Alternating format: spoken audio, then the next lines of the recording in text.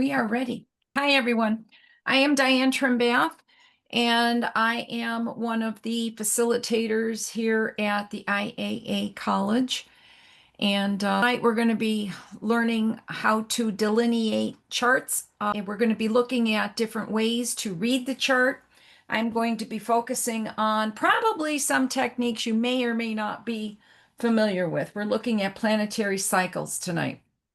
And we're going to look at how to understand them and then apply them to the charts. We'll apply at least one or two of these cycles to each person's chart as we have time. And you guys, please reach out and ask me questions as we go on. First of all, before we start, I'd like to know where you guys are all at as far as your level of understanding astrology so I can know how to approach this. Can you tell me? Naomi, you're a beginner, right? I'm a beginner, I'd say yes, completely new. And Lydia, you're intermediate? Starting Nat 2. I'm about 4 weeks into Nat 2 in my Okay. studies. Roberta and Walter, where are you guys at? I'm out of the ancient system, probably intermediate. Intermediate. Good. I have no clue. I know all the symbols and I know a lot of the aspects, but I'm probably beginning. I don't know how to interpret and read or anything, but logically I can look at a chart and know where everything's placed and know what a kite and a cradle looks like and things like that. But Okay. have no idea how to interpret. So probably pretty beginning. Better Okay. understand the concepts. Okay. Well, that's good. I'm going to go on. Ask me questions if you guys don't understand. We're just going to be looking at principles tonight, and I think it'll be giving you a different and a new way to look at charts and to read them. I'm going to first of all, the study of astrology. Are you guys students or are you in the community? I know Lydia's a student. Robert and Walter, are you? Roberta and Walter, are you students? No. Roberta? No, I haven't taken a class. No. All right. So basically, this is a chart. This is my chart, actually. And so when you study astrology, really, you're learning to understand yourself. You're learning to understand all the intricate features and subtle features about yourself and looking at yourself from a perspective that is amazing. And once you start, you won't stop. You'll just continue to go down the rabbit hole. But what it does, it helps you to understand who you are, why you're here, what you're doing, what your goals are, what your path is, what your challenges are, why you keep hitting your head against the wall continuously over and over again, because it's showing us what our lessons are here on Earth. And as you begin to learn astrology and read the chart, it's going to start to boost your self-awareness. You're going to start looking at things, realizing that you're not really doing anything wrong. You're learning how to springboard off of where you've come in from and how you're growing and evolving into. And the chart is a guidepost. It's your map, basically, of life. And so once you start to understand yourself and your own astrology chart, you're also going to start at looking other people differently because they are all just like you. And everyone's here with their own roadmap and everyone's here working on their own chart and their own life. But you begin to identify and realize that we're all extremely similar. So it gives you insight and it helps you to understand people better. It also gives you timing as to, oh, I'm in this cycle and I hate it. It's awful. When's it going to end? Or I want to get a job. When am I going to get it? When's it going to come? When am I going to meet a love person in my life? There's timing in the chart that will kick off and it'll trigger different aspects of your life at different times. So it helps you look at that. But it also gives you clarity and confidence as to how you're moving forward in life just by reading and understanding the chart. So I can't recommend astrology enough. I've been studying since 1996. And I'm going on a Saturn return with astrology. A Saturn return and we're going to actually be talking about that tonight, a complete cycle of Saturn, which is stepping from one point of evolution into the next. I'm not going to go into it now because I'm going to bring it up later. So I'm just going to touch on it for the second. So what we're going to be looking at, oh, I didn't want to do that. Well, that's not supposed to be there. I was fussing with my slides and I'm going to move that off the page right now. So basically, if you look at the solar system is the cosmic clock. It's a timing mechanism, and all the planets move in increments of time, and they're very mechanical and they repeat themselves. And so you can calculate time based on the movements of the planets. And this is how we can do our predictive work, because we know by using an ephemeris. And do you all know what an ephemeris is? Okay. I don't. Mm-mm. Yes. Well, for Naomi's sake, an ephemeris is a book of numbers. And it basically, and I'm going to, let's see if I can share my screen, escape real quick here. I can read about it if everybody else Can you knows and see they me? don't want. Can I you can see see me? you. It's a book of numbers. Yeah, I see it. Oh, I know what that is. Yes, I didn't Okay. realize it was an ephemeris. And so and basically the study of astrology is all math. It's all math, because you're looking at the cycles of the planets, the movement of the planets. And if you learn how to use an ephemeris and follow the movements of the ephemeris, and that's very important in understanding how to read a chart, because it's going to become your best friend. No, watching the ephemeris daily, knowing where planets are moving and shifting, feeling the shift when they go direct or when they go retrograde. These are all very marked times of planetary energy changes. And that is another tool for reading astrology. And so here you see we have the sun in our solar system. It's the central sun, and then there are 9 planets revolving around it. And actually, the Earth is not a planet, it's a satellite. The moon is a satellite of the Earth. But at this point, we're counting it as a planet in this verbiage. But some of these planets, most of these planets have satellites also, like the Earth does. We're not talking about them in this lecture. And the moon is the Earth's only natural satellite. There are also asteroids in the solar system, and there are many asteroids between Mars and Jupiter, which many of them we study in astrology. The larger ones, we look at Ceres, we look at Vesta, Juno, and Chiron. They are not planets, but they still have enough force that they influence energy, and they have been given planetary or characteristics in which we can read them and give language to them. But basically, this is the language of the stars. And when we're born at a particular point in time, in space, this system of order is already in place. And there's already a story that's going on in the heavens. And we're born into that story. And so as we evolve, that story continues and we participate in it. And that's where you get into using the ephemeris, because you're already, that's your journey. Then you're on the journey. But the story is already in place when you're born, and it's evolving. So we see the universe as revolving around us because we live on Earth, but technically the planets are all revolving around the sun.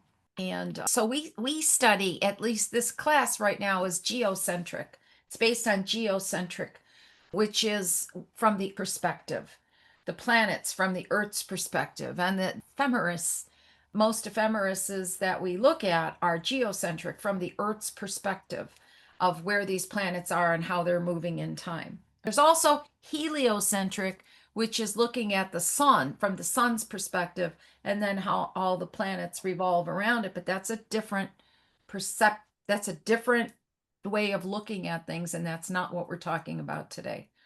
No, but that does exist. Heliocentric and geocentric. So this is geocentric. And so it takes 365 days or 1 year for the Earth to make one complete revolution around the sun. So if you look here, here's the Earth. and you want, it takes 365 days for it to completely go around the sun and get back to the same point. So when you get a solar return reading, when you're born, your birthday, you get a solar return reading every year. It's cast as to when the Earth gets to the exact same position as it was when you were born. So it's not always on the same day at the same time. It actually never is. But it's within a very short window of either the day before or the day after or the day of. But it's calculated when the Earth gets into the exact position of where it was when you were born. Did you guys get that? And I just learned that part of that is leap year messes it all up. Well, Because it's the next no. day. Well, yes, it does.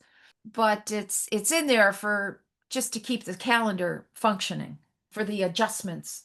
But in the timing of the sun and the time it takes for the Earth to go around the sun, it's not. That's just why some people's dates will be different than their birthday. I just learned that. I didn't know. So I was like, no. oh, that makes sense. So these cycles, just this first one that I'm talking about is the Earth, but that's a measurement of time.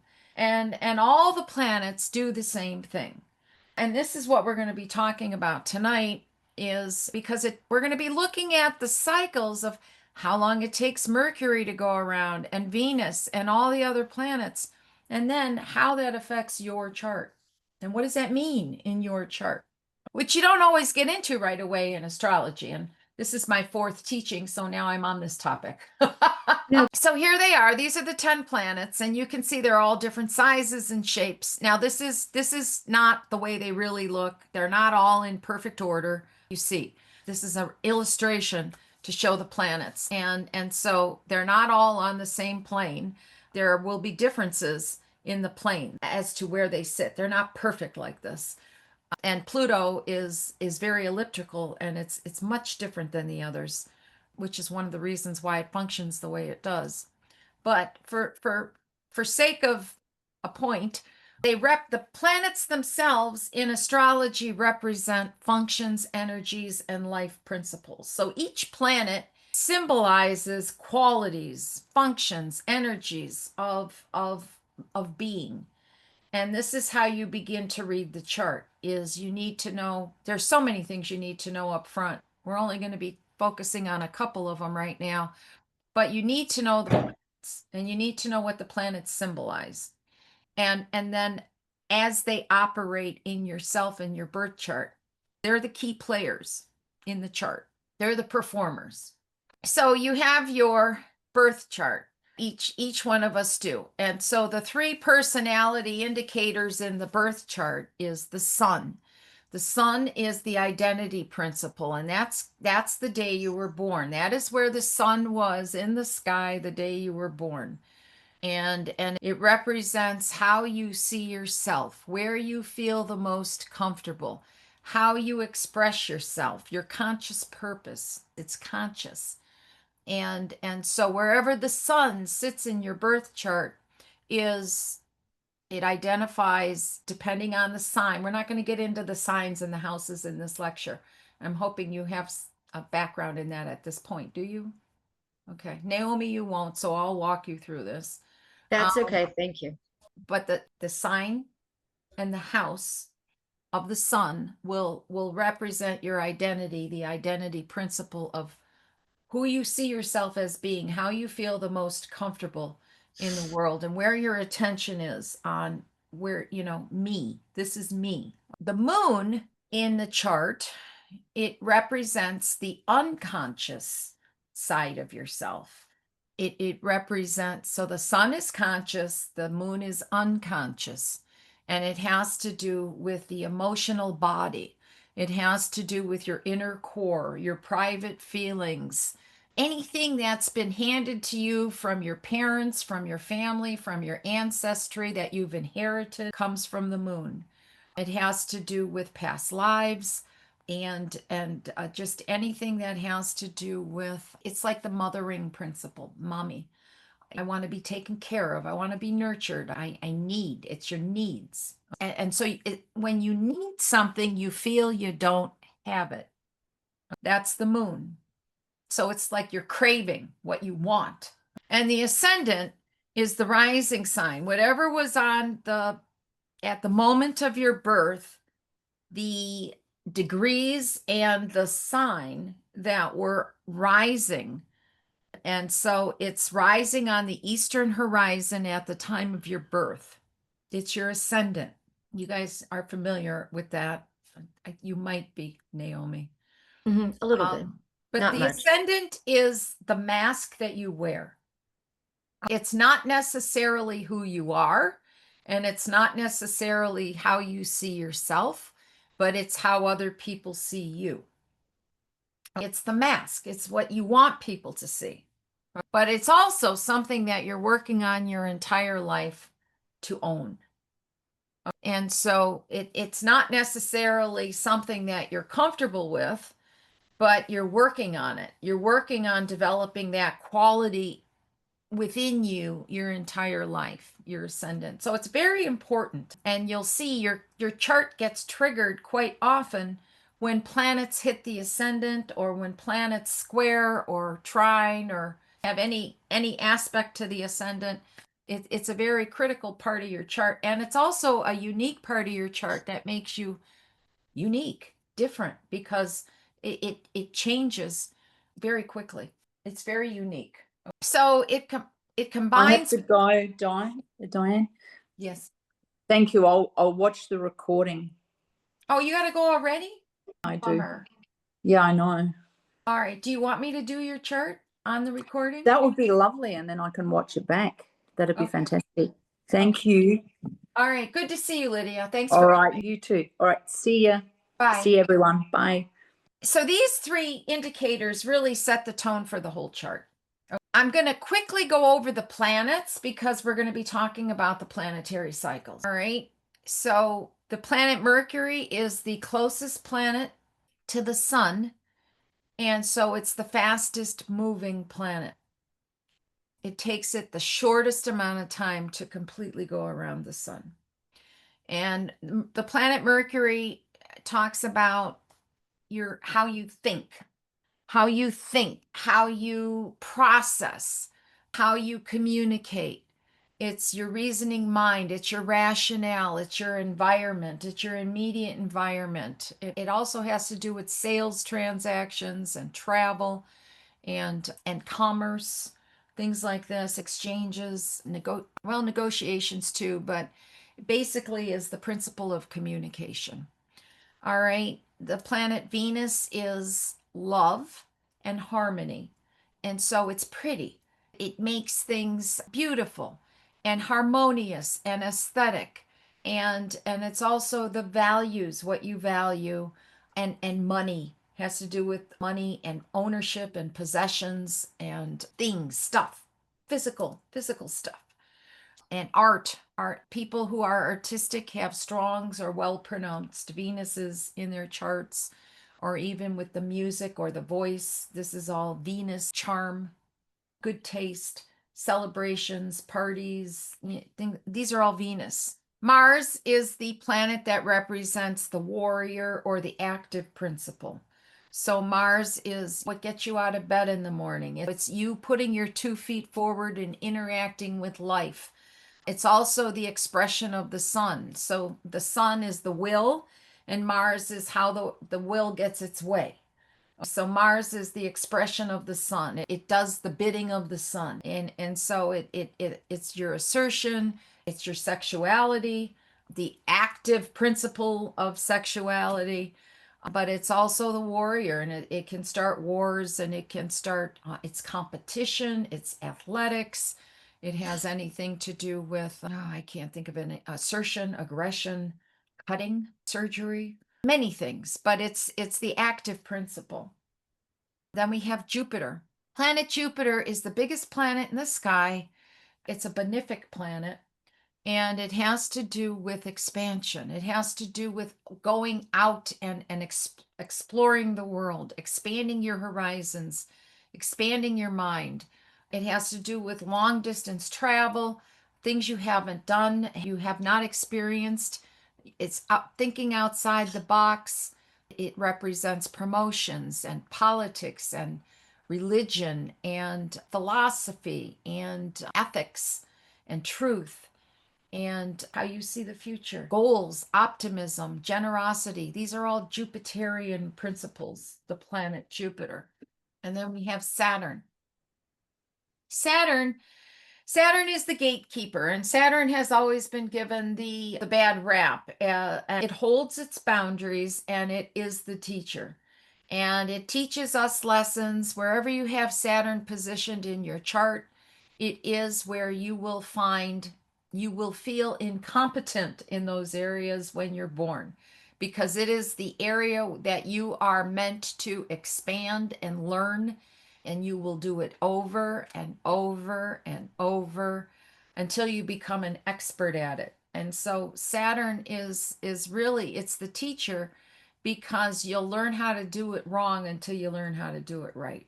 And so it has to do with restriction, but as you grow and as you accomplish, then you are able to evolve and generate to the next level. So it's kind of like you graduate and you mature. And so it has to do with the maturity principle. But it's not an easy planet. It demands respect, it demands responsibility. It has to do, it holds it where you have Saturn in your chart. It may be areas where you are fearful. And it's fearful because you may feel like you're not good enough in that area of life. It's one of the areas of life you came in your chart to rectify, to improve upon, to elevate. And so that's why there are fears based around that. In Saturn can bring in fear, but you elevate the fears into competence and to mastery. But it has to do with the universal laws, time, gravity, cycles, karma, and old age. It's the timing factor of growth, and that's Saturn. And so I have just had, since I was telling you when we started, Saturn return with my study of astrology. I am now at the end of the cycle, my first cycle with astrology. So I've been studying since 1996. And now it's 2025, so I'm at 29 years, and that is the end of a Saturn return cycle. So now that's going to bump me into the next cycle. And we all go through these cycles, but that's what I was trying to say. But I wanted to say it after I went over the planet Saturn so you could understand. So then we go into the next three planets. So up until 1781, which was how many years ago? 300, 250, over 250 years ago. I'd have to do the math to figure it out. But up until that time, we only knew of Saturn as the outer limits of our solar system because of the telescope and the ability to see beyond the naked eye or the tools we had at the time. So in 1781, Uranus was discovered, and all of a sudden we had a new planet to deal with. Now, when planets are discovered, it really means that as a humanity, we are ready to evolve and understand things that we weren't ready for before. And so when new planets come in, they're given their characteristics and what they represent based on the planet itself, the physical qualities of the planet, the characteristics of the planet, how it orbits. Is it going sideways? Is it upside down? Because that creates chaos.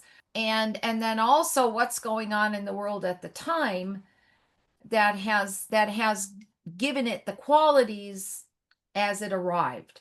And so Uranus was given, it came out of nowhere, and all of a sudden we have a new planet. So it was a liberator, it was an awakener, it was something that was unexpected. It disrupted our completely known system of order on what we knew our world to be. And so it brings in new insights, it brings in new revelations, it brings in discoveries in science and technology and astrology. These are all the things that are identified and associate with the planet Uranus. And these are the characteristics of it because of its entry. So Uranus, it's a higher, what do you call it? Volume of planet. And now, well, let me go on. and then I'll tell you. So in 1846, then Neptune was discovered. So that's almost 100, that's 120 years ago. Neptune was discovered. And so again, Neptune was given the qualities of universal love, the higher octave of Venus. And so Venus is physical love, Neptune is universal love or unconditional love or God consciousness. It has to do with the atonement at one-ment principle as wanting to be, there's no separation between the self and everything else. It's the mystic, it's the intuitive, the visionary, the healer, the martyr, and expressing ideals and dreams. And a lot of psychics and people who have these qualities have strong Neptune and Pisces indications in their chart, which brings in these qualities into them, which is interesting. And then we had Pluto, and Pluto was discovered in 1930. And that is very recent. That was 95 years ago. So in 5 years, we're going to have a centennial anniversary for the discovery of Pluto, which I think is kind of cool, actually.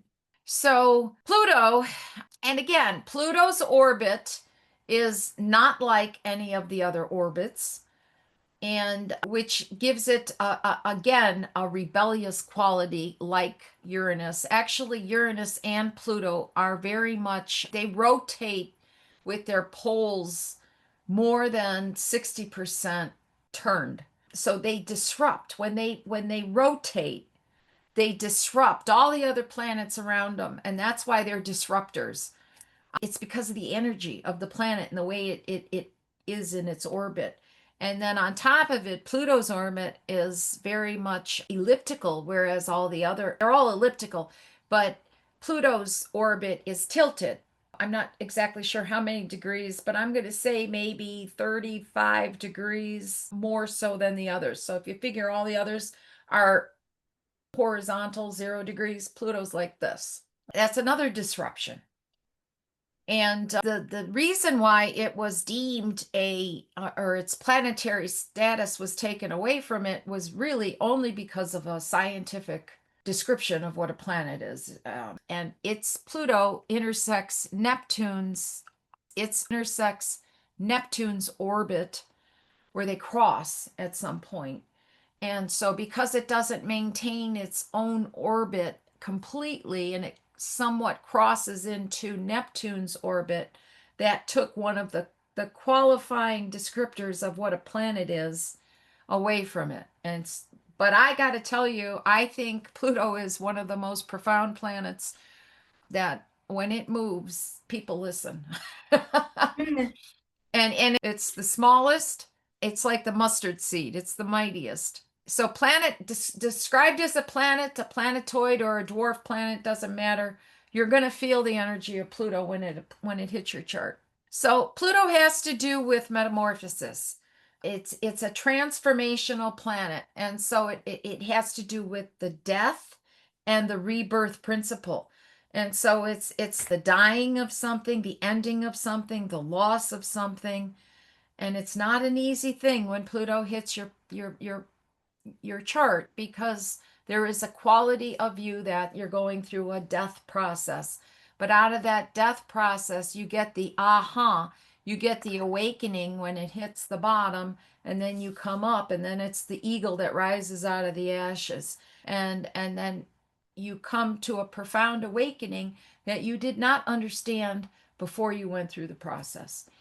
And you would have never had that consciousness unless you had gone through that event or unless you had gone through that experience. So it's not an easy experience, but it's a profound awakening anytime you have a Pluto experience. So that's why it's called the transformational planet, and you go through a metamorphosis.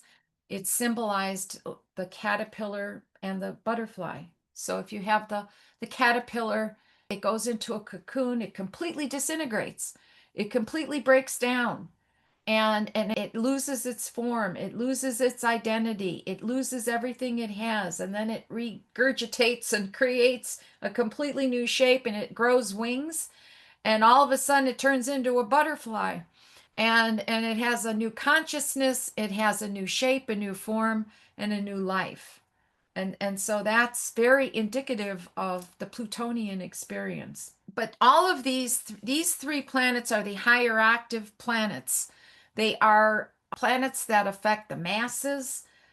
They are in all of our charts. We all experience these planets, but for the most part, because they are slow moving and because they are far away from the earth, they affect all of it. Many of us have the same placements, especially with Pluto generations. Pluto is a generational planet.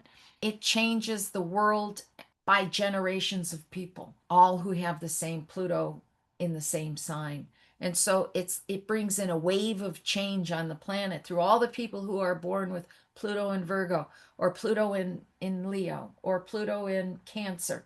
And so it's all those people with that same Pluto are changing the consciousness of the planet and evolving the planet. It's really cool. But they are higher octaves because they function at a higher vibration than the personal planets, and they symbolize the acceleration of human evolution. Now, and I don't know if any of you are familiar with Alan Clay. He talks a lot about the new asteroids, which at this point there are 10 new asteroids that have been consciously brought to our attention. They have names, they have qualities, and other people are starting to use them in chart interpretations because humanity is at a point where we're evolving and we're ready for 10 new 10 new levels of awareness through these asteroid principles that are coming in. And they're experiencing shifts in the magnetic field that a new planet is to be discovered soon. There's shifts in the magnetic pole and distortions so that they know something is there, but they haven't discovered it yet. But it's it's called Planet X at this point, but it's on the verge of discovery. So we're really in a tremendous time of evolution. You guys are welcome to join in and say anything at any time. So the point of topic tonight is if you look at the sun, and so in the center here, this is 2025. And if you look at the sun, which is represented by this is where all the planets are moving this year. So Mercury, this is Mercury, and it retrogrades 3 times, but it typically makes almost a complete rotation every year. This is very characteristic of Mercury. So if we look at Mercury, it takes 1 year, give or take, and it's never more than 28 degrees from the sun to make a complete rotation around the sun. So it again, to get back to the same degree. And Venus, which is here, and this year we had a Venus retrograde, which we don't have a Venus retrograde every year. We have a Venus retrograde every 2 years. But this year we had a Venus retrograde. And so Venus did not make a complete rotation around the sun this year, but it takes 18 months for it to do so, to make a complete rotation. This is going to apply to your charts because you all have a Mercury in your chart, you all have a Venus in your chart. As these planets move in the sky, and that's called a transit, when the planet moves in the sky, it's called a transit. And as it's transiting around, and as you see in this chart, it's going to kick off all the different qualities of each house. That's your chart, and each house has a sign, or it's ruled by a sign. So you're going to have these experiences in each house and each sign as it goes around. And as it retrogrades, then you're going to spend a tremendous amount of time on one or a few points. We need to get this point clarified. So it's going to spend a lot of time on that one particular point in your chart. And then it's going to go on. Then you can see Mars. We had a Mars retrograde this year too. We started out this year in a Mars retrograde. And so Mars only made half of the circle, or half of the planetary orbit around the solar system, or the sun, not the solar system, but the sun this year. And Mars typically takes 2 years to make a complete rotation around the sun. And that also means a complete rotation around our chart. And then we go on. Jupiter takes 12 years. So the planet Jupiter, and I'm assuming you guys know the signs. This is the sign of Mercury. This is the sign of Venus. This is the sign of Mars. And this is the sign of Jupiter. Jupiter and all the planets have retrograde periods except the luminaries. The sun and the moon do not retrograde. Does anyone know why? You want to tell me? The sun is a star. Well, yes. And we revolve around the sun. Correct. And we're all and so Earth is in here. I don't have Earth on this diagram, but Earth is actually between Venus and Mars. So in between here we have the Earth. And the reason why we get retrogrades is because we have these planets and they're all moving at different speeds. But a retrograde is when the Earth moves faster than the other planet behind it. So there's a distortion. So it looks like the Earth is moving faster than the other planet. So the other planet appears to pull back because the Earth is moving faster. The times don't sync when we have a retrograde. So when we have a retrograde, the planets are never moving backwards. They are always moving forwards, but it's a distortion of perception because of the speeds of the planets. Do you follow me? And Yeah. it's the same for the internal planets, for Mercury and Venus. It's the same. It's a distorted perception that they're going backwards, but it's actually they're moving faster. And it's kind of when you're sitting in a car and you're sitting there and the car next to you moves backwards and all of a sudden you feel like you're moving forwards, but you're not going anywhere. That sensation of you're moving, it's kind of like that. That happened to me last night. I just felt like I kept moving. I was like, oh, watch out. So you had a retrograde experience last I night. did a couple of times. So it takes Jupiter 12 years. So Jupiter this year only moved, it's going to move. It started out in Gemini at the beginning of the year, and then it went in Cancer, and it's going to continue into Cancer, and then it's going to go into Leo next year. But typically it covers 2 signs in 1 year. So there's an extended amount of time focused on that planetary energy in a significant area of your chart. And as we go further out, there's less movement and more concentrated energy on those particular areas of your chart. So Jupiter only goes through 2 signs and it takes 12 years to complete the cycle. Saturn, which looks like this is the planet Saturn. Now look at the short distance here. It's only going through barely, not even a complete sign. And it takes 29.5 years to completely go around the chart. And this is what I was explaining for me. When I started studying astrology, it was 1996. So it was here and it took 29.5 years. And now it's 2025 and it's completed a cycle. But that took 29.5 years to do it. And in that time frame, I experienced all these different houses, and Saturn going through Aries, Saturn going through Taurus, Saturn going through Gemini, Saturn going through Cancer. But it was applied to where it started in my chart. You see, Uranus takes 84 years. Where's Uranus? This is Uranus. So it takes 8 years for Uranus to go through 1 sign.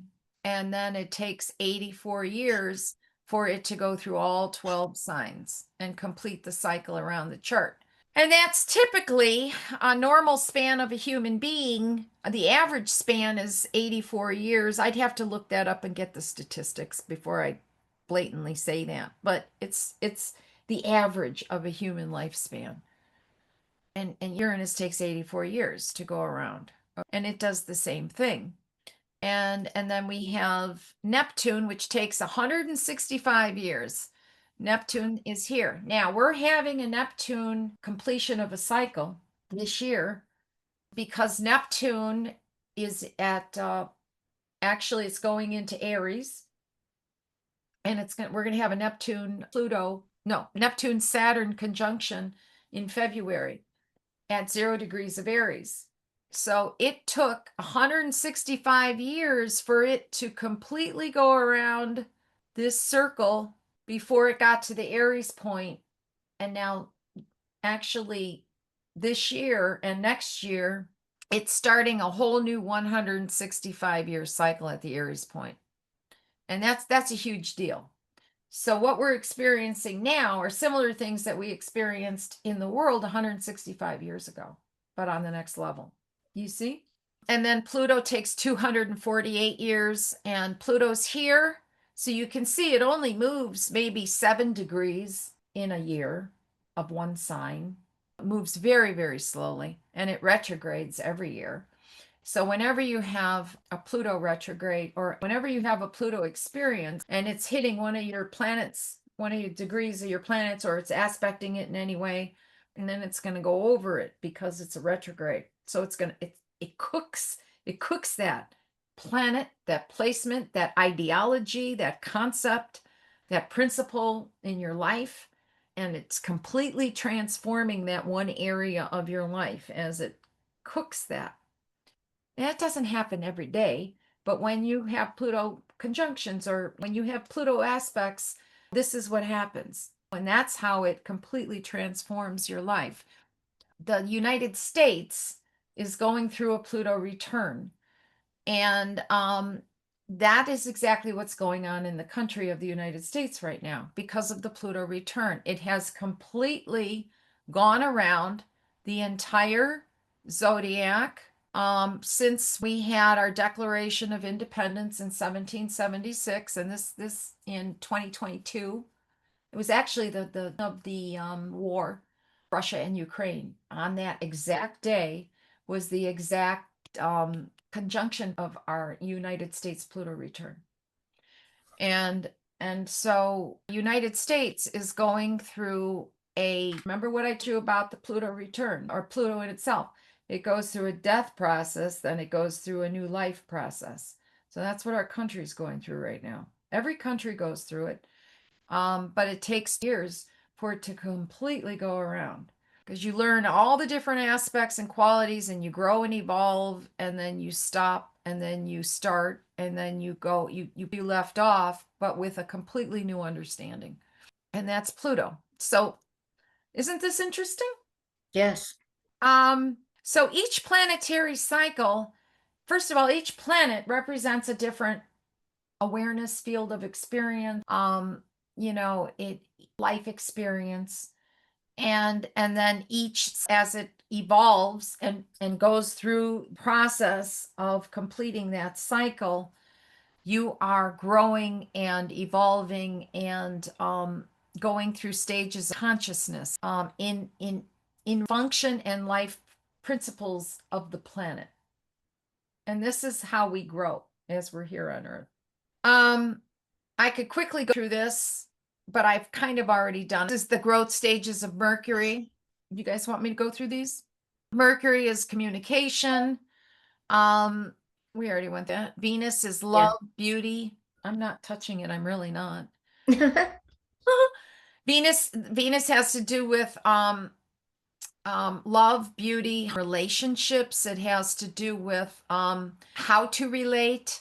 It has to do with self-confidence, anything with social interactions. It has to do with finances, material assets, financial growth, spending habits. It has to do with artistic pursuits and self-worth and talents. Mars has to do with energy, action, ambition, initiative, competitiveness. I've already, productivity, actually productivity too, but Mars is you produce, the act of producing. Jupiter, expansion, optimism, luck, broadening horizons, learning. It's college, it's PhDs, it's expertise, it's the higher levels of education.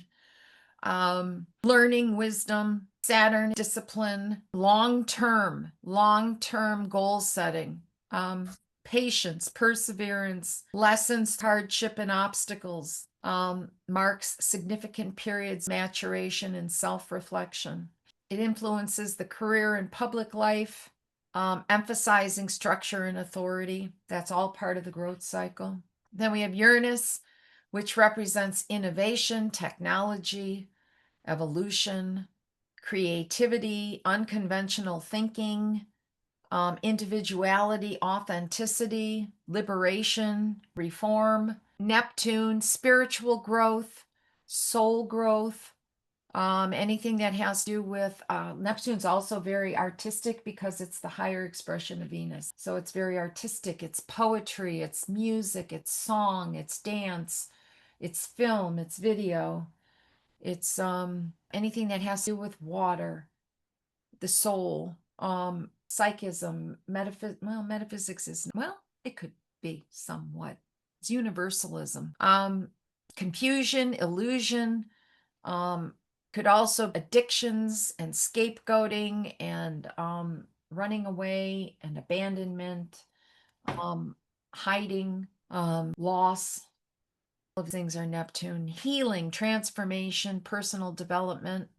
And Pluto is transformation. Psychological. Pluto is very psychological. It's studying the psyche. It has to do with counseling, consulting, metaphysics, what goes behind the eye, what goes by underneath the surface, what isn't seen, solving, strategic strategy.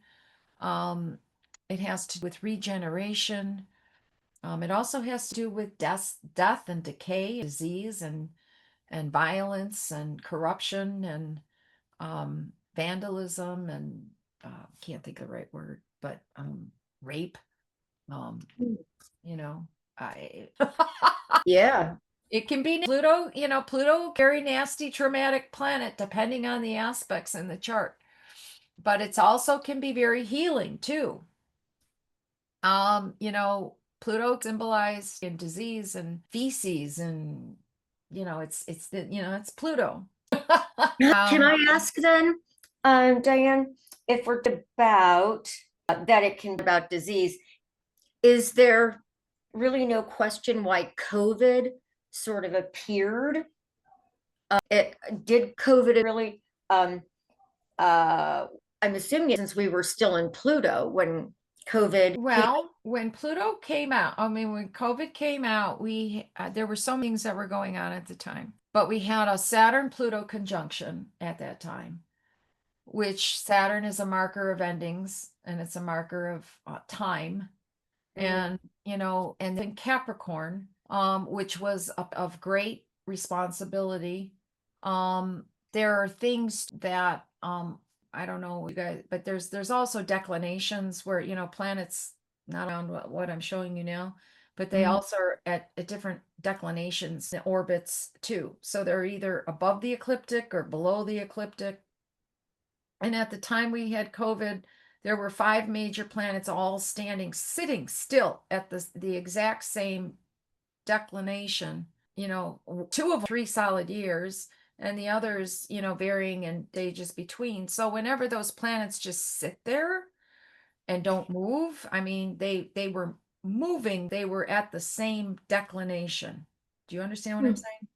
Yes. And so it was like this concept just burning this new our world into our universe, into our world, because they don't, and that's why the outer planets, they move very slowly, they are very pronounced, because they burn concept into our awareness, humanity's awareness. COVID was really of marked change. We're age, and it was definitely a catalyst, a marked of us making dramatic changes. All of us started to be coming out at that time, and all of a sudden everyone's on virtual, having what we're doing now, podcasts, and we're communicating globally all over the world, whereas before we were physically going from here to there. Now nobody travels, well, they do, but all our technology started to instantly change. And world parties started to instantly start to connect and try to problem solve together as a global entity instead of individual entities.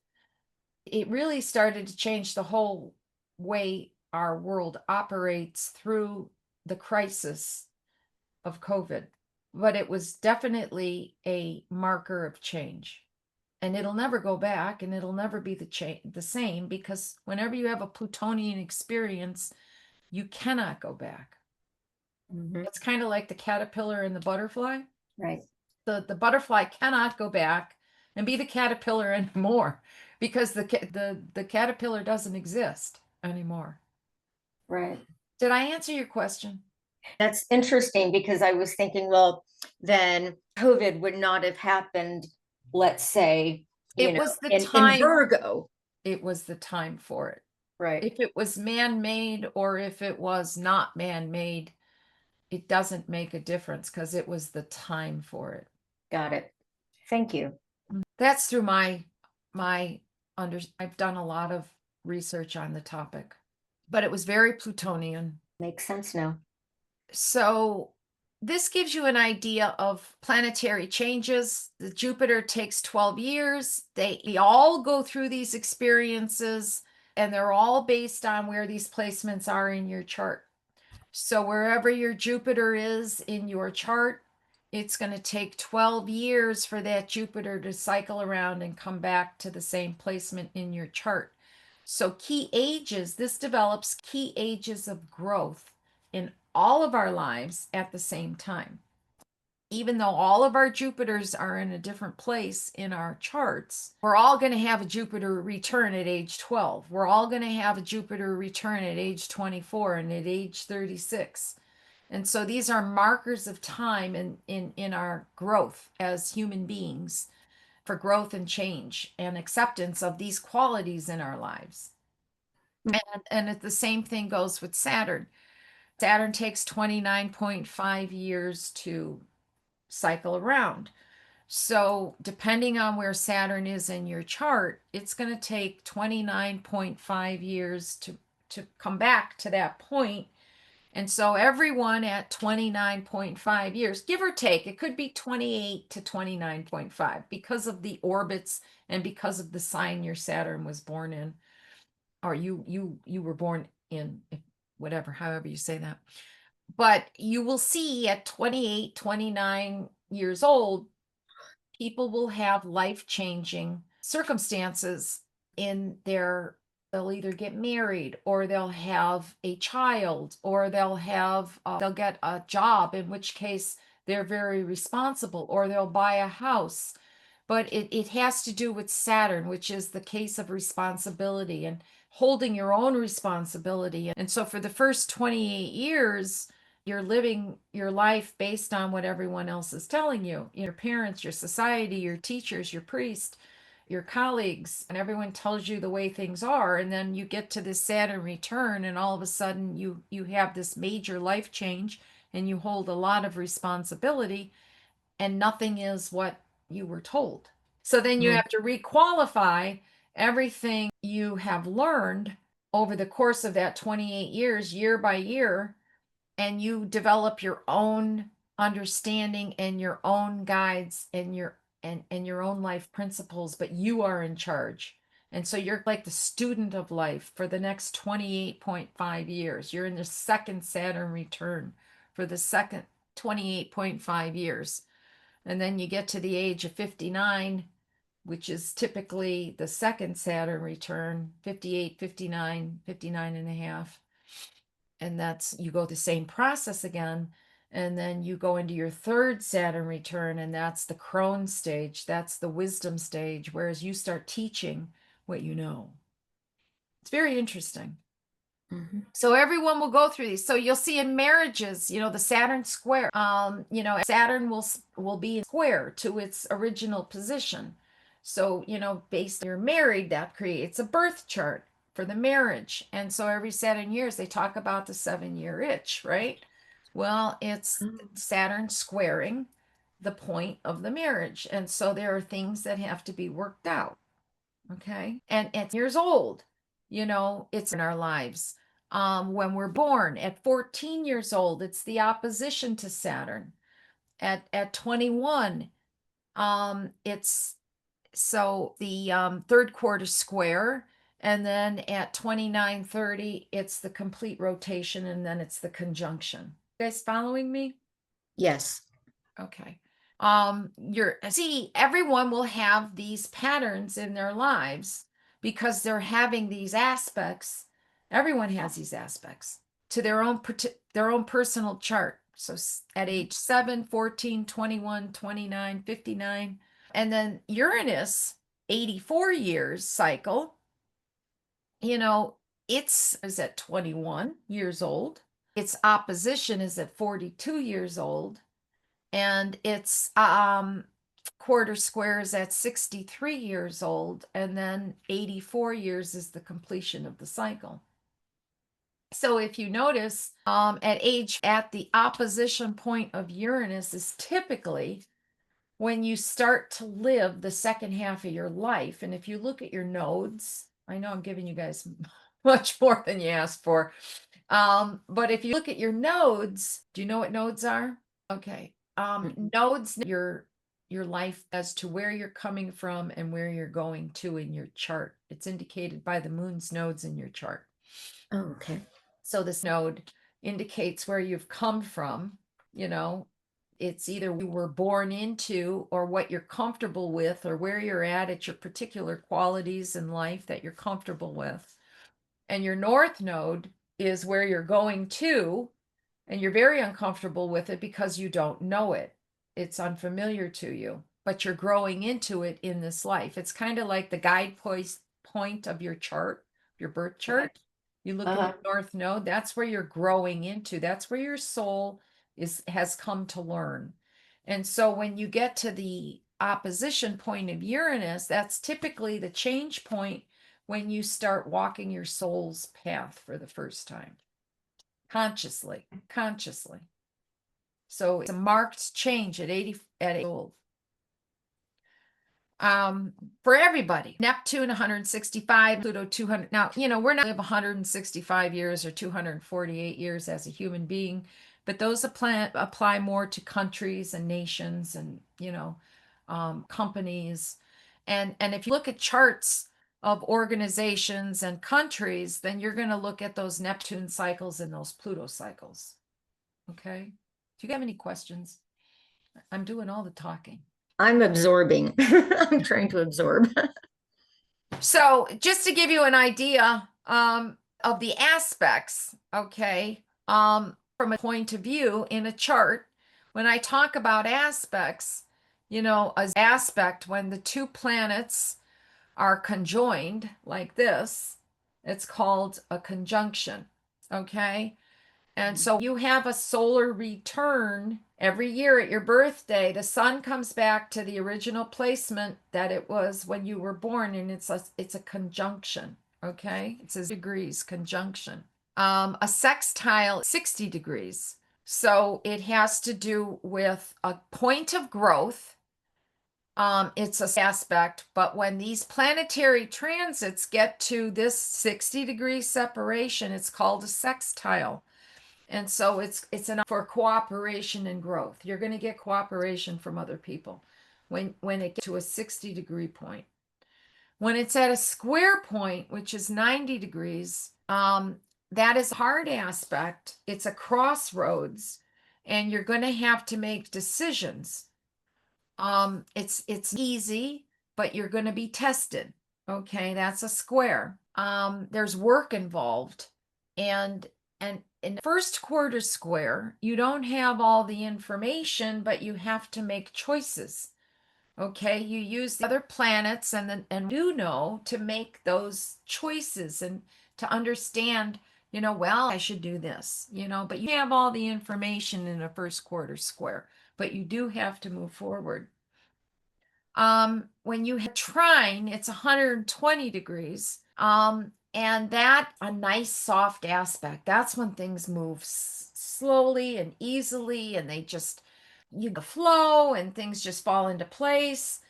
Not always good, because when it's easy and we're not pushed, we may not take advantage of things or gifts that we have. When we're born with trines in our chart and things just come naturally, in our charts and in our lives. We could be really lazy because it's just there. It's a gift and we don't fully appreciate it because we're not challenged by it. So trines, even though they're nice and they're soft and they're good, they're used or they could be lazy. Okay. And that's where we are at. I'm not going to go into it. 150 degrees called the quincunx. So these are all stages of movement with the transits, okay? And 150 degrees, it's not a classical aspect, but it is psychological aspect. And so when we have planets or movement or positioning at 150 degrees, there is definitely a strain, but it's more of a psychological strain where we have to look at things differently. We have to adjust our perception, our consciousness, our awareness. If it's first 150 degrees, it's an adjustment, which would be sixth house. Okay. If it's eighth house and it's 150 degrees, it's a revision. Okay. But either way, it's an adjustment or it's a revision in seeing things differently and making moves and psychologically changing the direction of where you're headed, where you're going, what you're doing. And the last one is the opposition, which is 180 degrees. So that's when at the opposition point, you can clearly see across the table what you're dealing with. If a win-win situation, if you do something successfully, if you an argument and you know exactly why. You're given all the information you need to know. And then you can understand if you need to make a compromise or an agreement, if you need to end and separate, but you know what you're dealing with. And then the transits are the same thing as the aspects, but the transits are the planets actually moving. They're actually moving. The planets are moving around your chart, affecting your chart. Your chart stays stationary and the planets move around your chart. Okay? And as move and trigger your chart, you're having life experiences and you're evolving and growing. So, same thing. So that's how you pull it all together. So what you do is you look at your chart, you apply these aspects to your chart, and you all have your birth chart. I'm going to skip this. But this is basically when you're born and you take your first breath, that is your birth chart. When you take your first breath, that point of conscious separation and new life at that point. A lot of these principles, this book, when I started out, Astrology for Yourself by Douglas Bloch, Demetra George, I highly recommend it. And the information from this presentation came out of this book. I also got the NCGR certification. I8, which is the school guys are affiliated with, is an excellent teaching university. You can learn, they have many different levels of community events like this, which are free. And if you want to go further, then you can enroll and you can start to take their elementary classes, study the planets, and you go through Nat 1, Nat 2, Nat 3, and Nat 4. And then you can get certifications and eventually you can start how to read the charts. You can start doing consulting, but you have to get to the point where you know what you're doing before you can even get to that point.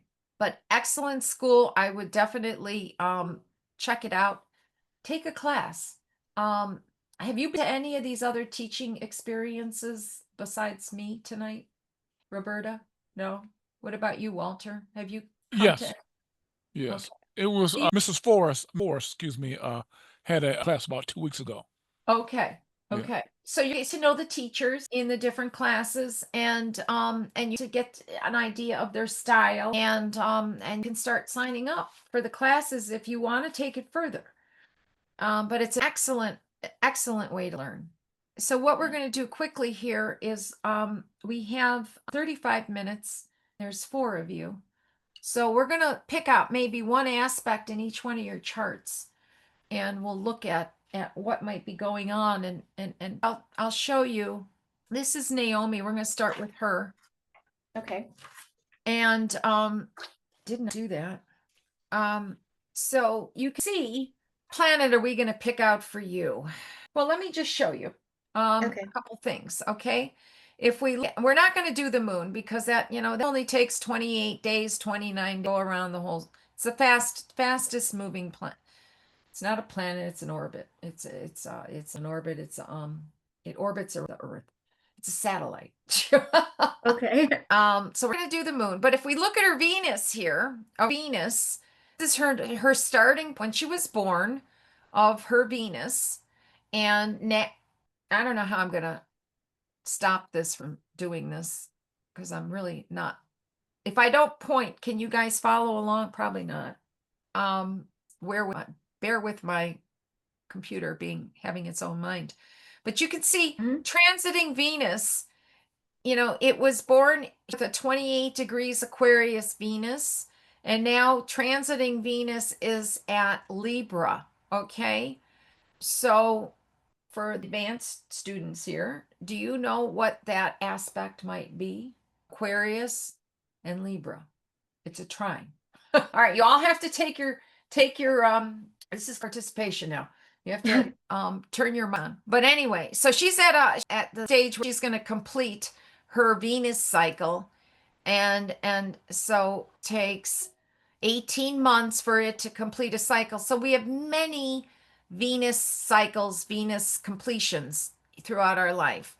But each time her, transiting back to 28 degrees Aquarius in her case, she's going to have a Venus return. But throughout all of her life, her Venus sits in Aquarius.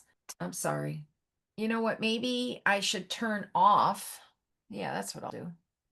I'll turn off my slideshow.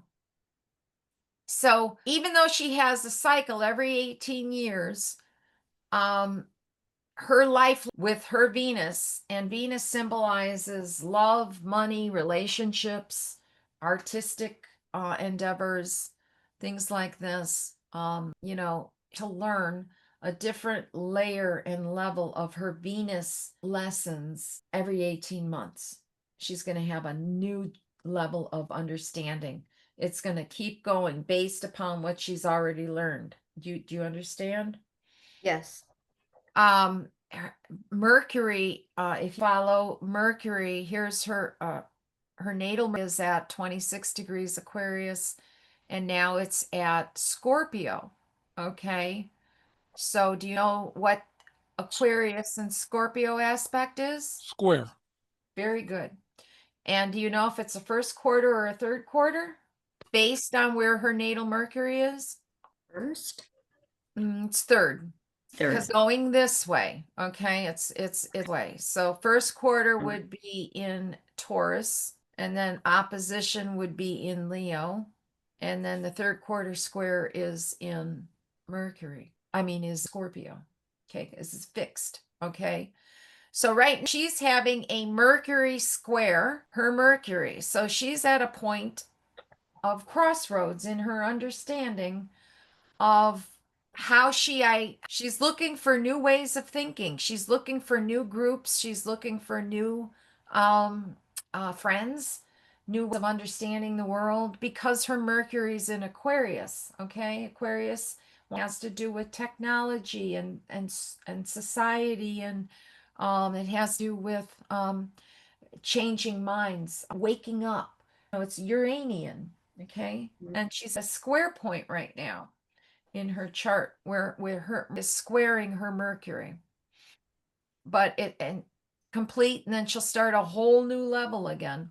And if we look at her Mars, all right, her Mars is here at 20 degrees Aries, and now transiting Mars is at, you guys, I guess I didn't tell you the outside wheel was the transits. Did you understand that? Okay, I'm sorry. Now transiting Mars is in Scorpio. Okay, so can you tell me what that angle is? A little bit of a quincunx. It's almost degrees away from a quincunx. Now, with Mars, the opposition for Aries is Libra, right?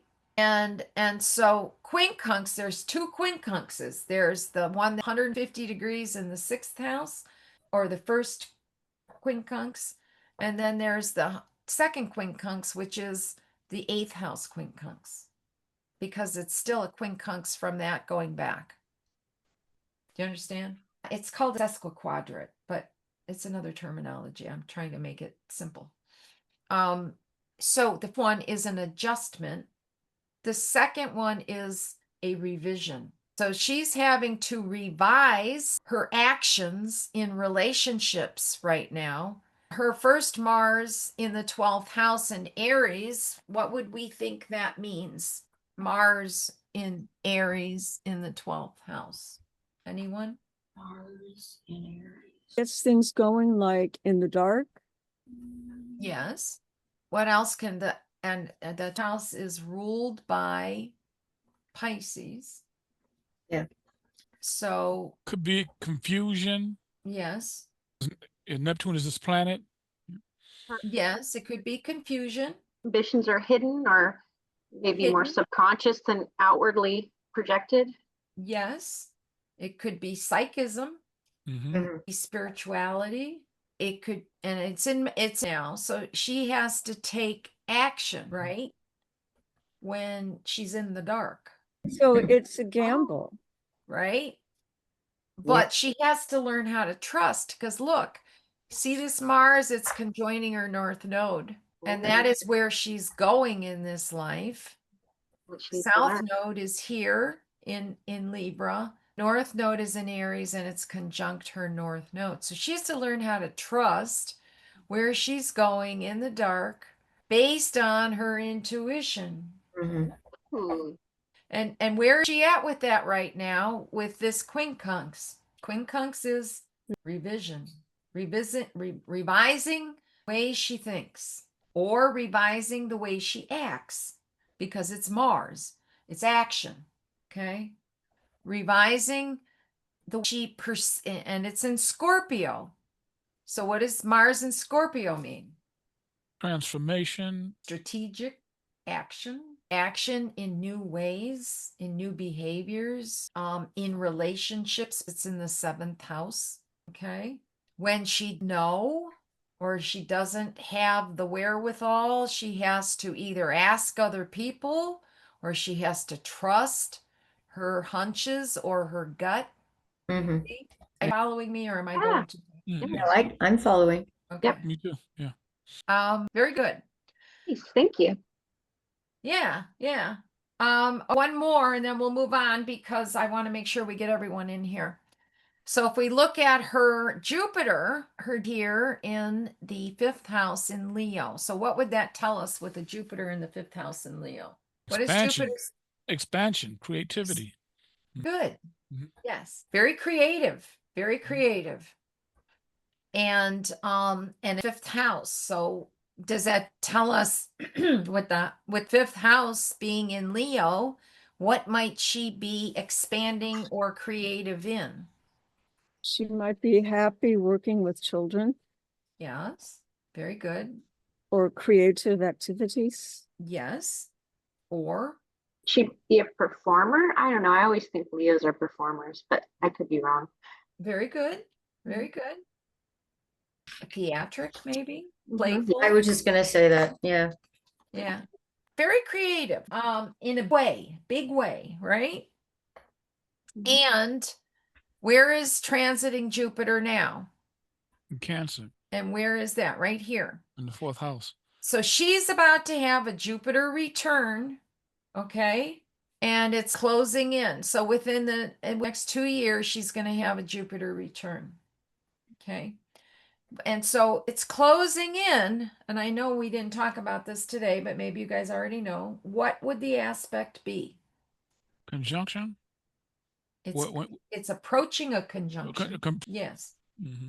It's a 30-degree aspect. Semi-sextile. Yes. Very good. And do you know what a semi-sextile symbolizes? Ease. No. Sextile is cooperation. Mm-hmm. Semi-sextile 30 degrees is a strain. There's strain involved. It's a strain, but it's coming closure. There's a strain coming to closure with something. It's also, if you think of the balsamic moon, you know, Hmm. it's coming on her Jupiterian principle, her 12-year cycle. She's in the process of coming to closure of a Jupiterian principle that started 11 years ago. So Naomi, what did you start 11 years ago? Let's see, where was that? That had to do with your creativity, anything that had to do with Jupiterian principles, philosophy, spirituality, education, expansion, 2014. Say that last part again, I'm sorry. expansion, travel. These are all Jupiterian qualities.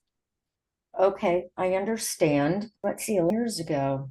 That would have been 2014. Well, I yes. think I pretty much just started dating my husband and eventually moving to a different place. So maybe I stopped where I was and changed everything and moved here because I went from single to married. Is that possible? Is that in a way? Yes. So we have fifth house is romance, fifth house is loved ones, fifth house is did you have children? No. But you traveled, you moved, you traveled. Yes. Were you Okay. pregnant? No. So you're completing a 12-year cycle and you're now going to start a new one with him in the next level of your evolution with this process. Now, it could be because you brought that up, it could be with him. It could also be a creative project that you babied and birthed. If you started a creative project at that time, it could be that, Okay. you know, or it could be your, since about your spirituality and your psychism on one level with that, you could be wrapping that up and you could be starting a whole new evolution of that. Well, I was thinking about that actually. Well, That actually, do you know why I said that, you guys? Why? Because if you take Jupiter, Jupiter is Leo, right? And what is the rule? Her of son, Leo? her son, the 12th house, right? Exactly. Yes. That's why I said that. Yeah. Okay. So What is the creative project she could have birthed? It could have been her psychism or her healing. Okay. wow. I think that's probably more than I think that's even more that's even than Your husband. what I said, because Okay. that was huge. Yes. Okay. But so you're in the last stage of that, and then in the next 2 years, you're going to start a new level of it, and you're going to start it all over again. Okay. Okay, All right. We'll end with you now. that's fine. All right. I'm going to go to Lydia right now, but I'm hoping one of you will stay on, if not all of you, when we do Lydia. Roberta. Okay. Okay. So with Roberta, you have a planet you want us to pick on? We'll do 3 with you. Okay. You know much better at identifying what would be a good thing to look at. Okay, we'll start with your Mars. All right, she has a Mars in the 10th house in Leo. So what would this tell us about her 10th? This is how everyone sees her. This is, what to the world. This is her status. This is her career. Mars in Leo. What would we think she might do? She'd want to be appreciated. We've got a new person. Yeah. Hi. She's knowledgeable too, we can tell. And confident. Yeah. Yes, and she'd also be creative because Leo is creative, right? Mhm. And the house is ruled by Cancer, so what that might tell us. Have a nurturing profession. She'd like to work in the home. Either in the home or in a hospital or in a mothering capacity as a nurturer. Or And she would like to feed people. feed them, clothe them, protect them, take care of them, right? Is switched off. Oh, sorry. Oh, wait, we go. And but is there in Leo. So how would she do this? As a leader, okay? in a capacity. Any you guys want to tell me? Well, her moon rules that midheaven is ninth, so she might be able to do this on a cruise ship. That's good. That's on the water. That's good. Very good. That was fun. I also almost her being more logical than maybe more like a Pisces leaning than just kind of dreamy. See her I see being very logical, like knowing step to step instead of going to step A to Z and then back to A. Very good. Very good. Her Mars is in Scorpio, okay? And her Mars is in Leo. So what stage of this cycle Mars is she in? Square. It's hard for me to guess. Yes, Okay, square. square. Is it a first quarter square or a third quarter square? It's first. Correct. And what does a square mean? Challenge. Challenge, crossroads. Mhm. So you're at crossroads right now with your career in how you move forward. And since this is in Scorpio, which is very strong, okay, because it's its own Domicile. domicile, strong, it's and strategic. And it's And on her node. and it's on node, or yes, it's near her node, very close. And are you thinking about asking for a raise? I just got a raise like 7 months ago and a new job 7 months ago. So what are you thinking about doing now? Because it has to do with some aspect of you either being concerned about your worth, your money, your talents. Well, in my mind, it's like, oh, I wish that I had an entrepreneur streak. Wish I was smart enough to do my own business. I wish I could take my talents and work creating something that I own and I do instead of giving my talents to companies. I mean, that's thinking. I just am not able to realize what I should do. So, I mean, those are thoughts in my head. Like, Yes. yes. But Mars is the active principle, right? Mm-hmm. So you're at a crossroads right now. But it would indicate that you're going to start to moves or make moves to either for more money, or it's in Scorpio. Mm-hmm. So I don't know if you guys what level you're if you've Mars in Scorpio, and what is the ruler of Scorpio? So, it's strategic action. Well, we learned, you just taught us that the other strategic action, right? Yes. But Scorpio. Mars and Pluto. Mm-hmm. Okay, and where is Pluto in her chart? It's in my 12th house Libra natally, and So transit that's us what your next step is. something 12th house related. Mhm. Can you think of what that might be? No. 12th house is online, Oh, is it online? internet, and then is in Libra. And what is the ruler of Libra? Venus, And so where is the Venus in her chart? 8th house Gemini. Okay, so what that telling us? Online Communication. learning. Mhm. Like I'm going to be a teacher or create some kind of online learning. No, you No. want to learn how to become an entrepreneur. Ah, okay. And oh, nice. Okay. I like that. Okay. Thank you. If you follow it in the chart, it tells you the answers. You see? I didn't know the 12th house was for online. Yeah, it could be spirituality, it could be relationships, it could be you partnering with someone quietly behind the scenes where they could be teaching you or training you or paying you to do something else. But that's you learn how to read the chart. So she's at a crossroads. You take it, it's in Scorpio. You follow the ruler to Pluto in the 12th house. Okay. Then you give information. Then that's in Libra. You follow that to the ruler, which is Venus, and that gives you more information.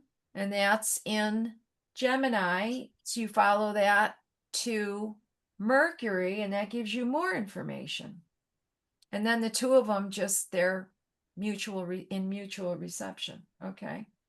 But there's your answer. I got to learn. Yeah. Well, when the first house, when anything's in the first house, you're dabbling, okay? But when planets move into the second house, when Mars is about to cross into your second house, it means it's work, you're getting paid, or you're working, or you're putting yourself to work. So you're at a point where you have to make moves to be productive, okay? All right, what do we want to do?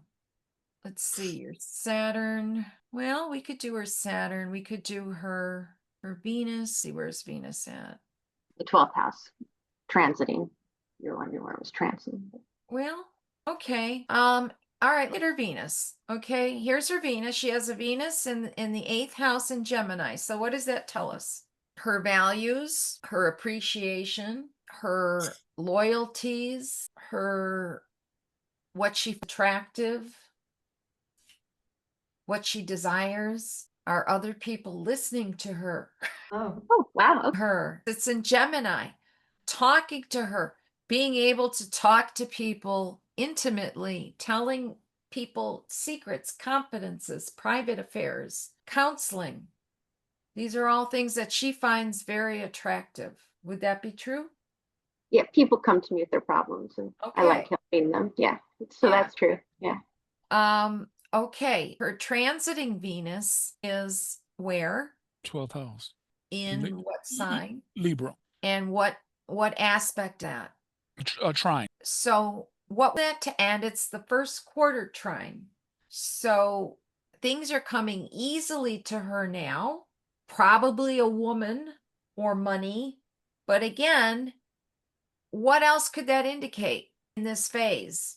I think she might be learning a lot from you. Oh, well, this is today. But thank you. But in general, she's learned and it's learning. Okay. But at a trend right now where she can go out and maybe reach out and maybe, she likes learning, she likes talking, teaching, writing, reading, all those mercurial things. And Venus is in Libra, so maybe she will partner with others one-on-one and learn or teach or work the scenes. 12th house, something that's hidden, something that's private. Maybe she does these things on her own. But it's a trine, it's easy, she enjoys it, it's fun. Does that make sense to you? Yeah, I like learning online, always researching and learning new things all the time. So yeah, that sounds neat. Yeah. But crosses this line, you're going to become more public about it. So when this Venus comes through here, which isn't that far away, you're speaking. You're going to start showing yourself. You're going to start showing people who you are. Could it be You're gonna that become more she's visible. attracted to somebody and then she tells them? It could be that too. When Venus is on your ascendant, you're seen. People see you. In this case, Libra is relationship, but it could also be negotiation, partnering. In this case, you follow it back to your natal Venus, speaking, teaching, reading, listening, learning, communicating. Now you're being private and, kind of scenes, doing your own thing. But in a short period of time, you're going to start becoming visible and letting the world see you. And it bring in a relationship too, or an opportunity. Doesn't have to be romantic, although it could. But when anytime anything, the access, you're communicating, you're networking, you're receiving, yeah. All right, I move on to the next one. Okay. You have questions, Roberta? No, I'm just a lot. Thank you. Good. That means I'm doing my job. Yes. All right, we're going to go on to Walter. Walter, is there anyone in particular you'd like us to look at? My Saturn moon conjunction. Your Saturn moon conjunction. All right. Well, look at you. You just had a Saturn return. Okay. Now, so tell me what a Saturn return is. Well, this would be his second Saturn return, correct? He was in 1966 and it is now 2025. So I would say yes, you are correct. And so what stage is he at? The first Saturn return is becoming the student of life. He's the teacher now? Yep. He is the crone, or he is now sharing his knowledge with others, what he's learned. Okay, and he's the teacher now. So he's completed 2 Saturn cycles. Now the Saturn moon conjunction, what do we know about that? First of all, let's look at his Saturn. It's in Pisces. What could that tell us? And it's in the 11th house. Anyone want to tell me what they think? Saturn. He might be a loyal friend, but he would be bearing a lot of burden in the friendships too. Well, I'm going to say, look at what, I mean, yes, but, okay, because not is the Saturn sitting there, but he has the moon and Lilith. This is the black moon Lilith, if you guys don't know that. The black moon Lilith is the opposite of Lilith, of the moon. So the moon is the white goddess, the nurturer, the caregiver, the mommy energy. Okay. And the moon Lilith is the opposite. It's the I will not obey. I will not be domesticated. Wow. I will be woman and I will be strong. The mommy. It's like I'm not nurture my children. I'm going to do what I want. So, and we all have it in our charts. Okay. That's it. Also, I'm a practitioner of Wiccan. I'm a devotee of Lilith. There you go. Yeah. And sits between the good moon, and I'm not going to say the bad moon, but it's the opposite. The Okay? light, the dark, the shadow. Light in the dark, or Yeah, the shadow. good and the bad, or the nice and the not nice, you know, or the mommy and the priestess, whatever it is. And he has to hold the line. That's Saturn. He's always having to hold the line between the two. He's always having to choose between right and wrong. And it's in Pisces. Do you deal with spirits? Oh yeah. Yes, I'm to witchcraft, so I deal with. Yes. So you're dealing with spirits, good spirits, bad spirits. Yes, absolutely. Okay. And he has to hold the line all the time. Yeah, all the time. Yeah. It's very interesting. And you do a lot of healing too, because there's Chiron. Oh yeah. Okay. So Saturn return, he's been learning this since 28 through 29 through 59. He's been the student learning this, right? Now he's the teacher. And my teacher just passed about a month ago. Yeah. So he put you the baton. Yes. That's interesting. So that's what the moon is, the Saturn and the moon. And so you're very sensitive, you're very psychic. You know, moon, typically the moon does not like Saturn at all. But you're sensitive to, and it's in the 11th house. And so the 11th house is what? Friends, groups, organizations, but also reform. He's a reformer. Okay. It's the house of reform. It's the house of change. It's the humanitarian reforms, and it's spiritual. You know, here's does the Pisces on 11th house cusp. Could be many things. It could be spiritual. It could be addictions. He could get involved in addictions. He could get involved in just about anything that's Piscean. I was cult for a long time. Okay, that would fit. So at the conjunction point of a whole new cycle of Saturn is the teacher. Okay. So teaching, it's in Pisces. And so your Saturn Neptune conjunction now, your Saturn, you know, we're Saturn Neptune conjunction at 0 degrees Pisces, 0 degrees Pisces in February of 2026. And chart, you know, you're to the baton. That's Aries baton. He was a great teacher. He was harsh, but he was a great teacher. Very harsh. Yeah. Strict, stern. Yeah. So one other one would you like to look at? I'll let you choose it. Me choose. Okay. Yeah. He's have a Jupiter return, but we just talked about a Jupiter return. So let's Mercury Neptune. well, let's that's Mercury, Neptune. Okay. But you got a lot of returns going on here. You have a Jupiter return. See this? Jupiter coming to back natal position. Yes, everything seems very new right now. Yeah. Well, you're ending everything. You're Mhm. ending everything, and Mhm. you're gonna have a lot of new beginnings. Mm-hmm. This happened in July or August of next year. This is Mhm. gonna complete. And then you're having a Mercury return here, right? Mercury's coming back to his natal position in days, right? Mm-hmm. But the Mercury coming up is going to be going over this whole area here, over your ascendant, your partnerships and your commitments. Even though returning, you're going to go through a retrograde here. Just broke up with my girlfriend. Oh, there you go. So you're going to be going back and forth over that. Yeah, she's calling back and forth, and we go yeah. Yeah. You're that. But I'm ready to move on. I really am. I've had enough. I'm looking to something new. You know what I mean? When the relationships gets to a certain level, it's just time to move on. That's where I'm at. Yes. Yes. Mhm. With all these completions, you're not going to be the same. You're changing. I want to look at is his Neptune. His Neptune. First of all, he's got a conjunction in Scorpio. So what would that tell us?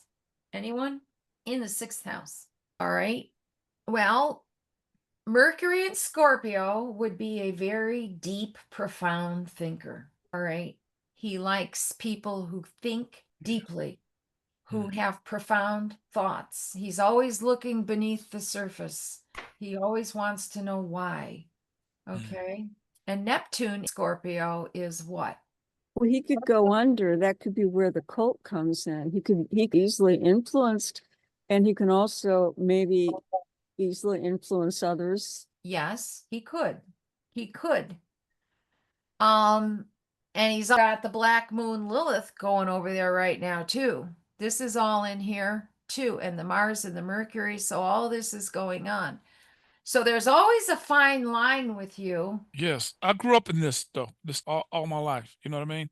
Family Yes. members. It's been grew up in this. Yeah.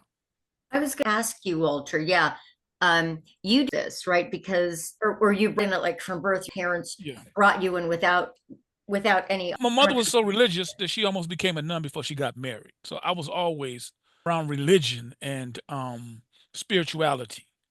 It's for me. I don't know any other world. Does he sing? Do I sing? Yeah. No, no. The meditation. Meditation, yeah. Mhm. But you look at his Neptune in Scorpio, and now his transiting Neptune is in Aries. So what does that tell us in his spiritual path and his spiritual pursuits and in his faith? First of all, what is the aspect by sign? Not by degree, but by sign. Scorpio to Aries. That's a quincunx. It's a quincunx, right? So are you changing directions? Are you Absolutely. changing your mind? Changing Ideologies and years? things that I thought that was the truth is being challenged. Yes. Yeah, yes. Mhm. So he's going through a challenge in faith Absolutely. right now. Mhm. That's because his Neptune is in a quincunx with his natal Neptune. Mhm. Isn't this interesting? I mean, and all this stuff is all going on at the same time. I mean, you got 10 planets and they are all doing different things, right? Mhm. But yes. So I'm gonna leave it at that with you right now, Walter. And I want to get Louise up here Okay. and if you're okay, I have to Oh, just awesome. That was awesome. I really enjoyed Oh, it. no. I don't want to go up there. Louise, you don't want to go up there? No, thank you. Okay. All right. Well then, can we all do let's do Lydia together? She'll appreciate Mhm. that. She's gonna watch the tape later. Okay. Do you know Lydia? Do any of you know Lydia? No. Okay. Yes, I know she's got a great accent from this evening. Yes. Okay. So let's do Lydia. All right. So let's look at her. What should we look at?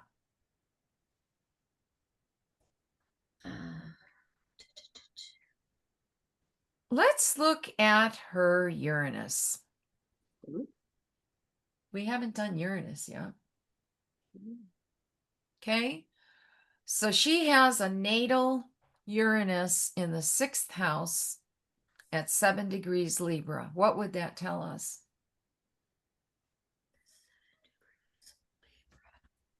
First of all, 6th house is what? House of work, service, labor, health. Yes. Mhm. And it's also because it's and because it's the 6th house, it is what position to the ascendant? Trine. No, Oh, to the ascendant. Sextile. no, Oh, square? no. Oh, just guessing.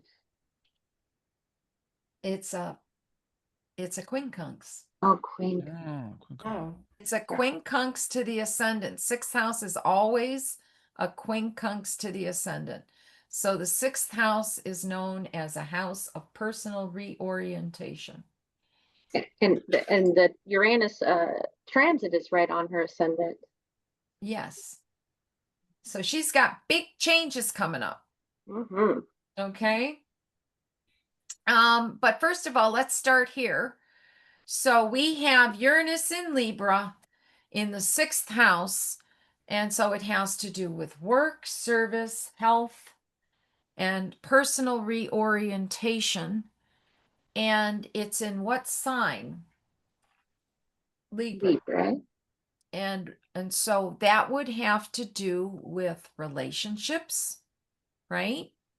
mhm. It would also have to do with partnerships and negotiations and dealing with people one-on-one.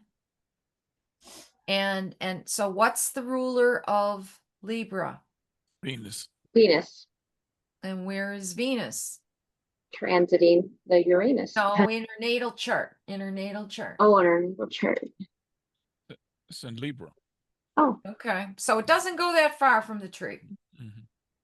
So it has to do with relationships in general, either at work or with women or with anything that has to do. What does Venus represent? Love. Love, How we formulate relationships.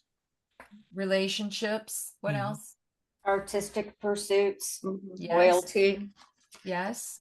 Resource. Resource, money, Mhm. and Self-reflection. no, not self-reflection, but self-confidence, Oh, self-confidence.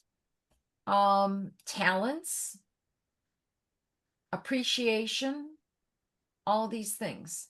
Okay.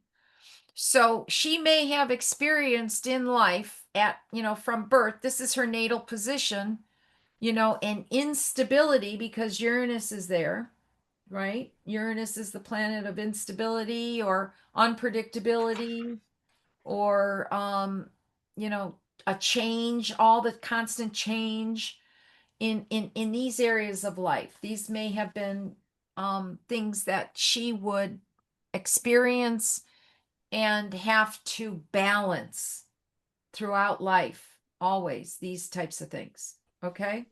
Does that make sense? Mhm. So now that Uranus is in Gemini, what is that aspect between signs between Libra and Gemini?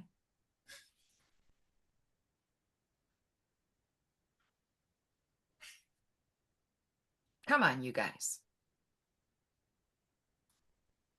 Libra and Gemini. Well, didn't you just say it was a conquest? Didn't you just say that? No, No, it's, they're both air signs. Oh, yes. Oh, then that would be They're both sex what stuff, right? signs? trine to be Air, Trine. yes, Oh, trine. it's a trine. They're both air signs. Okay, but what trine is it? Is it the first trine or the second trine?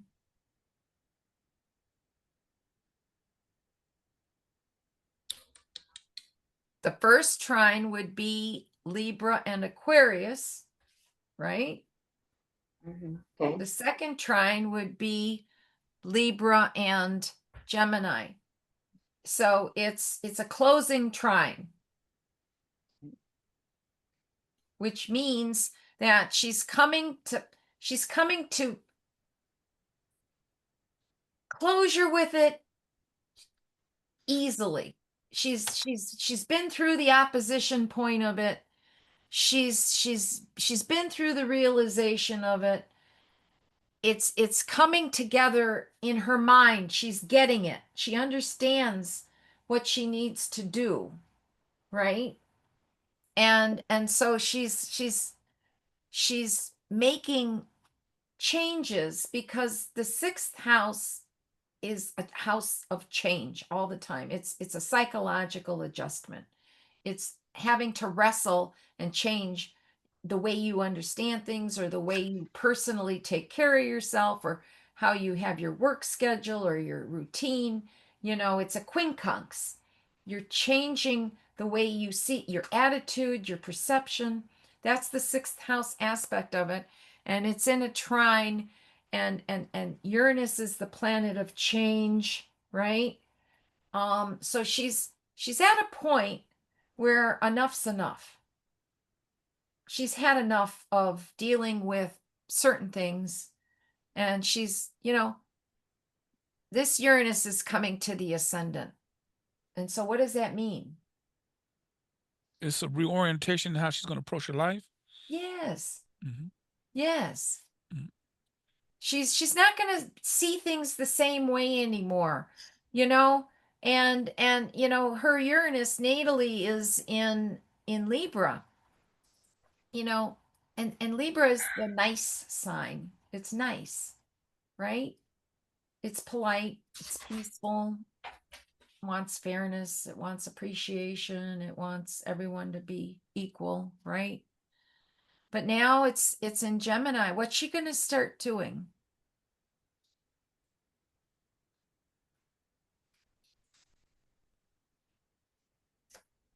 Well, Speaking.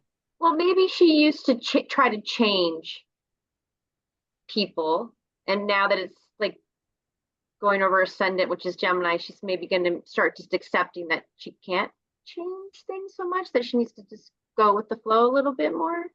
I don't know. It could be very wrong. But Well, I'm thinking she might want to be more herself instead of being nice. oh, And that's she might speak out of turn, whereas before she just tried to keep the relationships going. And now she might try to say what she feels. I agree. She's going to start changing, and she's going to start speaking up more, asking for what she needs, what she wants. All right, follow that Uranus and Gemini. Follow that Gemini. What's the ruler of Gemini? Mercury. And where is Mercury in her chart? It's in the 5th house in Virgo. Yes. And what's it conjunct? Whoa. Pluto, and and it's hard to see, and Uranus, right? It's hard to see the numbers. Well, it is, but it's more conjunct Pluto Mhm. than it is Uranus. Oh, but I'm it sorry, I is- didn't see. They're No, they're close together. They are close together. But okay, so what is she going to start doing?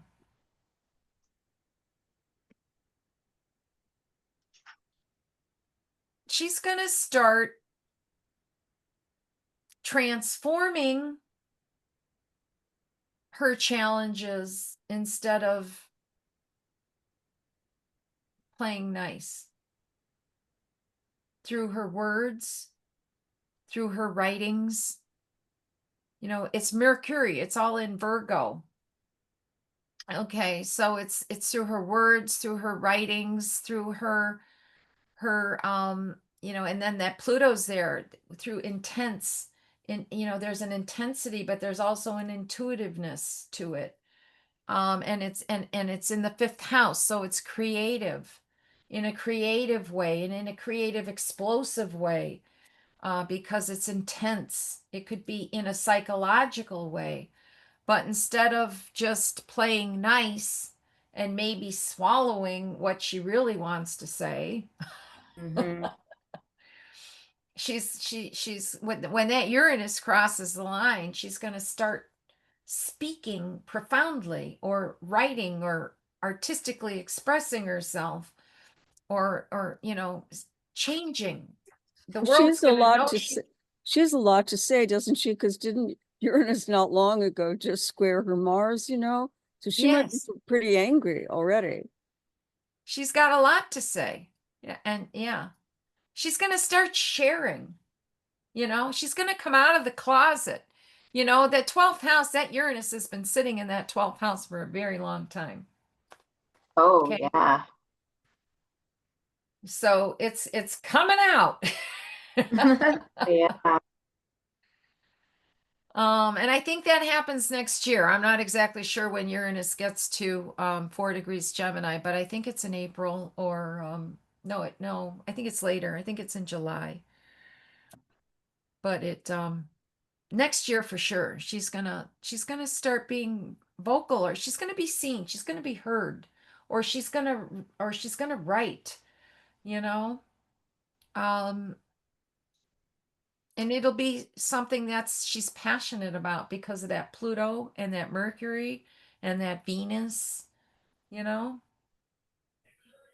So Is she going to start being like, because it's going in her first house, being more like rebellious and she could speaking be, up against things that, you know, she doesn't agree with, being fiercely independent, maybe?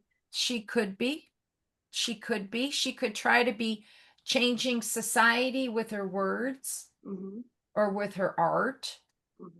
Hmm. Because we go back to that Venus and that Mercury and that Pluto. Okay. Mm. But and that Uranus is, it could be innovation, it could be new ideas, new concepts, it could be rebellion, it could be I have something to say, I want to make my mark, I want to change the world. It could be humanitarian because that's also Uranus. It could be humanitarian issues. Um Speaking up or making changes from that perspective. Whatever qualities you want to give to Uranus, you know, it could be breakthrough. Um, but big change, wouldn't you say? Mm. Her. All right, one more. Let's pick out one more. Can I ask you? Oh, one more planet. Oh, Yeah. you don't have my chart, do you? No, you have to give it to me. Right. Right. Okay. Do you want me to do it now? We don't really have that much time. Well, we don't, but I'm sure someone will stick around. I'll Learning, be I'm here. having fun. I'm having fun. I'm Yeah. learning. I'm All happy right, to let's stay. do one more for Lydia and then we'll do Louise, okay? Sure. So one more for Lydia. Let's look at her. Um, we did all the planets except for Pluto. So let's look at her Pluto. Well, let's not. That's not really that big of a deal at The this point. moon? No, I don't want to do the moon because it moves too quickly. Okay. Let's do her. Mars. We could do her Mars. So she's got a 26-degree Mars in her natal chart. Okay. And it's in Leo. So what would that tell us?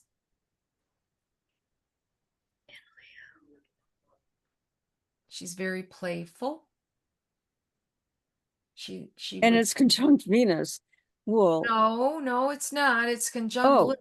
Lilith. oh, Lilith. oh, I thought that was Venus hiding behind something. Okay. So she's got a Mars Lilith conjunction in her fifth house. So she's very intense and she's very passionate. There could be some defiance there. If that's Lilith, like you were describing it, because that means she goes after the dark side. Lilith doesn't have to be dark, Yeah. but it can be defiant. You So know, she could be a feminist. she could be a feminist. Okay.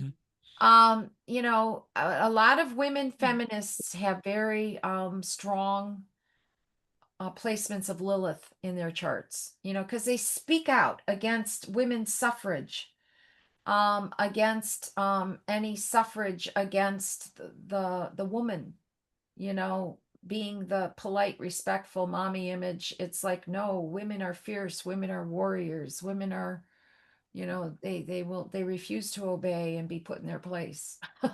So that's the Lilith energy, okay? So it doesn't have to be dark. But it can be defiant. And it's in Leo. So it has to do with issues of Leo, which is creativity. What else is Leo? The heart. The heart. It's playfulness. A It's little travel. stubborn. Well, it's a fixed sign. It's a fixed sign. Generous. It's generous. It's regal, colorful. Love has to do with love. She could have a strong romantic side. She could have a very strong romantic side. And then where is, you follow that Leo to the ruler. Where is the ruler of Leo in her chart? In the fifth house. And what's it in? Virgo. Okay, so what does the sun in Virgo do? Kind of perfectionist. Yes, Service, yes. health Anything else? oriented. Health oriented. Mhm. And what are the different energies between that Leo defiance and that Virgo sun? It brings order to it, maybe, right? Like It brings order to it, but it also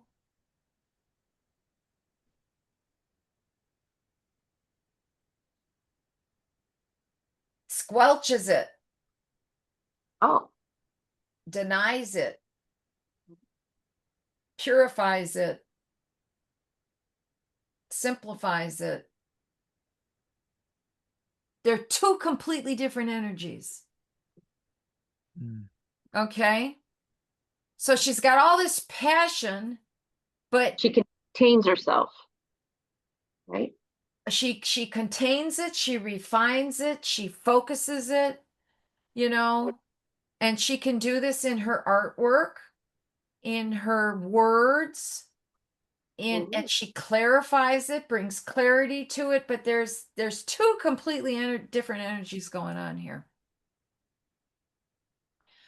And then you follow that the ruler of that Virgo to its ruler, which is Mercury. and it is Same house. yeah, so it's all contained in the fifth house. So there's a lot going on in that fifth house. She's got a lot to say. Yeah. She's got a lot of experiences going on. Okay. And then we go back to what we started with that Uranus in the sixth house, which was being nice and playing fair, and you know, and this is all coming out. Do you see what I'm saying? So anyway, with her Mars now is her transiting Mars is where? It's in Scorpio in the 6th house. Okay, and what is the relationship between Scorpio and Venus? I mean, and Leo? What is the aspect? Just by sign? Where? I don't have those memorized yet. It sounds like it's probably an easy one since the 2, 1, 2. It's 3 houses over. Or no, No, 3 signs over, right? no. Oh, we Oh, have. it is. Yes, you're right. I'm sorry. You're right. Square. Yes. Mhm. So square, yeah, there you go. So it's a square. She has an approaching square because it's not quite at 26 degrees yet. So it's an approaching square. And is it a 1st degree square or is it a 3rd degree square? It's first, right? Because it Yes. goes from the sun. Yeah.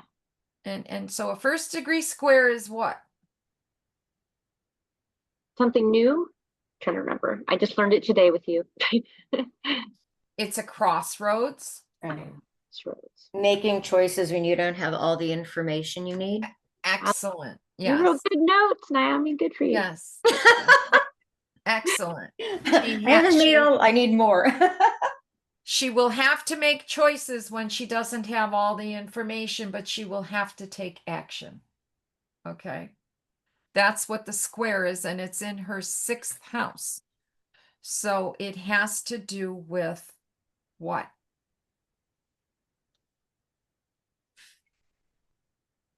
What is the 6th house? Service, Yes. health, Yes. Work, work, lifestyle, health, schedule, routine, all those Attitude. things. Attitude. And that Mars is in Scorpio, which means it's a really strong Mars. which you Right. said was strategic action. I With remember that. strategic action. And what rules Scorpio? Pluto, which is in the 5th house again. And so if we take it back to the 5th house, and so what is she going to have to change or take action on if we follow it to Pluto? How she expresses herself. Yes. Through her Words, art. Metamorphosis. Yeah. yeah, all those things would apply. All those things would apply. Okay, because it's in Virgo, and Virgo is ruled by Mercury. So it has to do with her craftsmanship, which would be Virgo, her work, her ethic, her system of order, her words, her routines, her psychology, her voice, her creativity, all those things. You lump them all together because you follow the chart. You see? So very good. Anything else you guys want to add? Well, she's got her south node in there, right? And so isn't the south node like the 5th house stuff is stuff that she knows, right? So she should, Yes. so she'll know what to do, right? She'll know how to do this because she knows this house, right? So she'll know how to create her way out of this, right? Well, yes, but it's a very strong pattern. The South Node is a very strong pattern that you're trying to break out of and learn something new because ultimately she's past 42, right? Yes. Mm-hmm. And so now she's working on the other side of her life, which is her soul work, her spiritual work, which is the area that she's not comfortable with or growing into, right? So, but it's going to help her maybe Yes. to get to there. Yes. Yes. So even though her south node sits there, south node is always a very strong mode of operation that's just unconscious and you just do it. But she's past 42, so she's working on her north node. The things she's not comfortable with. She's growing into, Right. Okay. And her north, I mean, there's so many levels and layers to this. I'm really bringing in more complex information, but you guys can learn from it, you know? Yeah, yeah. There's a lot going on in that house. Thank you. No, you're welcome. All right, so we're going to end there with Lydia. But yes, she is comfortable and she does know what she's dealing with.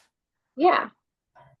With, I mean, she was born with it, so she knows Yeah. it very well.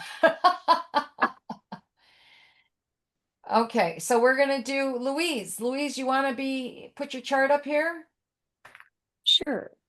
I Okay. I gave you, Oh, you did? did you get it? I don't know. I didn't look. Here, Louise. Let me. Ratterman? I just sent it to you by message. Yeah, I'm gonna look. Let me find that. Hold on. Um, I need to find. Where You is didn't it? get my There we message. go. Here's the chat. Louise, there you are. Okay. So it's 1950.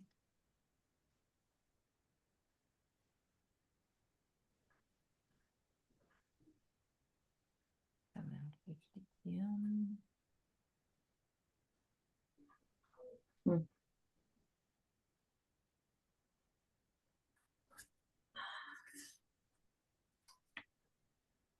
And Dayton.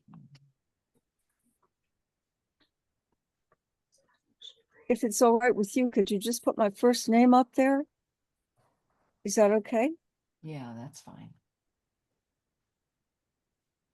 Okay. Are you a 13 degrees Taurus ascendant? Louise? I can't hear you. Are you a 13 degrees Taurus ascendant? Well, it ought to be 16. Oh, what did I do wrong? Let me look. Second, 1950. 1950. 7:50 p.m. We changed the location on you. I had you in France. There's 16. Okay, good.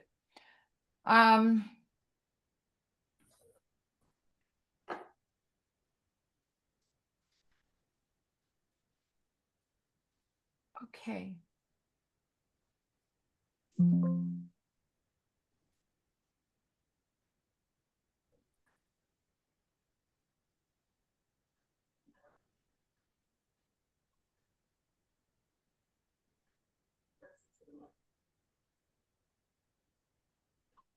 Okay, we have Louise. Is there one you would like us to look at in particular? You pick. All right. Well, let's talk about Mars. Look at that Mars right there on her descendant. Okay, so she has a natal Mars in the 7th house in Sagittarius. So tell me what that is. What does that mean? You guys? Fiercely independent action All right. relationship, maybe? I don't know. Strategic action? Well, it's Mars. So it has to do with her action and her ability to take action. And it's in the 7th house. Okay. Now, and it's in Sag. So first of all, Mars in Sag would be, it's a fire sign. So she likes action. She likes adventure. She likes to have experiences, and she likes freedom. And to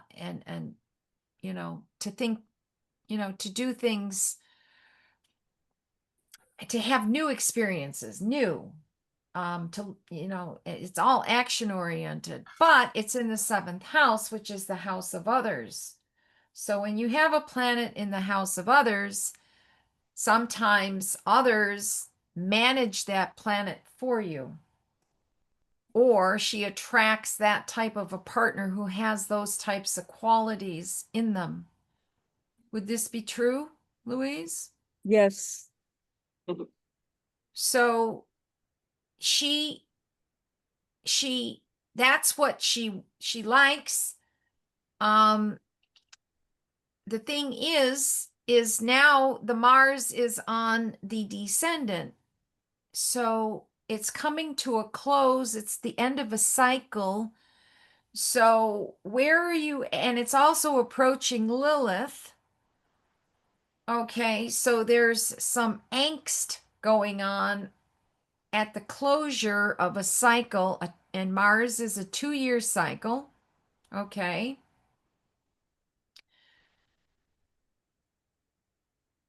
What would this tell us? Now, there's also another asteroid here, and this represents Pallas Athena. Does anyone know anything about Pallas Athena? All right, I shouldn't even bring it in, but it has to do with, doing what's right, taking action to do what's right for a cause. It's in Scorpio, so it's very passionate. It's very passionately wanting to do something right for a cause and to take action and to stir action. But typically, because it's in the 7th house, she may rely on other people to do it for her because it's in her house of partners. Okay. So is there someone or something coming in at this time in your life where they're wanting to do something for you that you may or may not agree with? No, no, not that I know. It's usually me doing the causes. Okay, so it's not someone else doing it, it's you doing it. Yeah, it's me. Okay. For others? Yeah, I think so. Okay. Is there something coming up right now where there's a decision or an action or a partnership or and actually, let's follow this. Let's look at the transiting Mars in her chart, and it's right there on the descendant. So Mars on the descendant, what does that mean? Do you guys know? What would that mean? Partnerships. Yes, but it's Mars, So combative. possibly, Mm-hmm. or Driven by or initiative. initiative. Yes. Mm-hmm.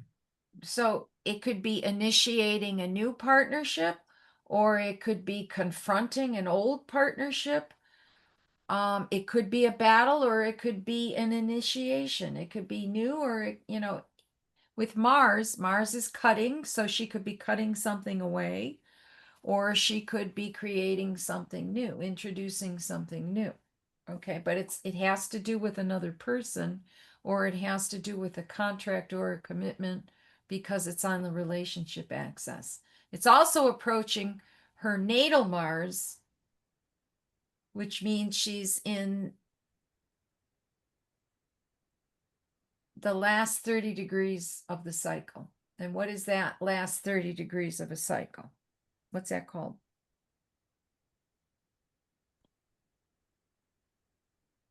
It's a semi-sextile. Oh, that's right. You said that. Semi-sextile, and it's it could be an irritation of some sort.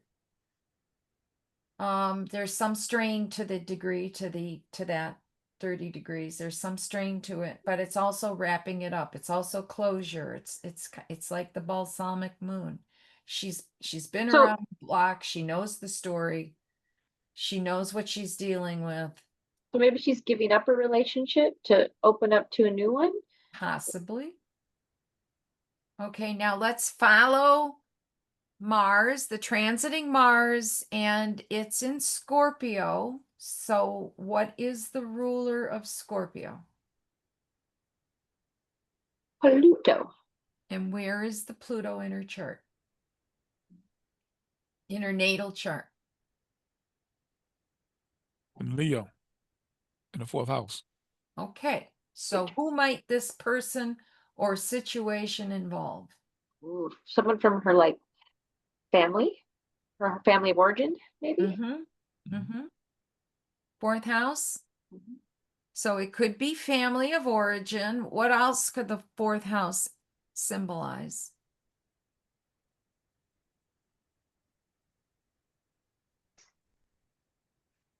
Anyone? Home. Herself, her internal self, her internal psychological self, her foundation. Mhm. Okay. And then you look at that, and that Pluto is in Leo. And what rules Leo? The Sun, sun. So where do we go next? 6th house, And Libra. what does that tell us? Sun in the 6th house in Libra. Balance. She might be working on balance in her everyday life, in her everyday health, in her everyday schedule, in the relationships within her everyday work, within her everyday service. Okay. So there may be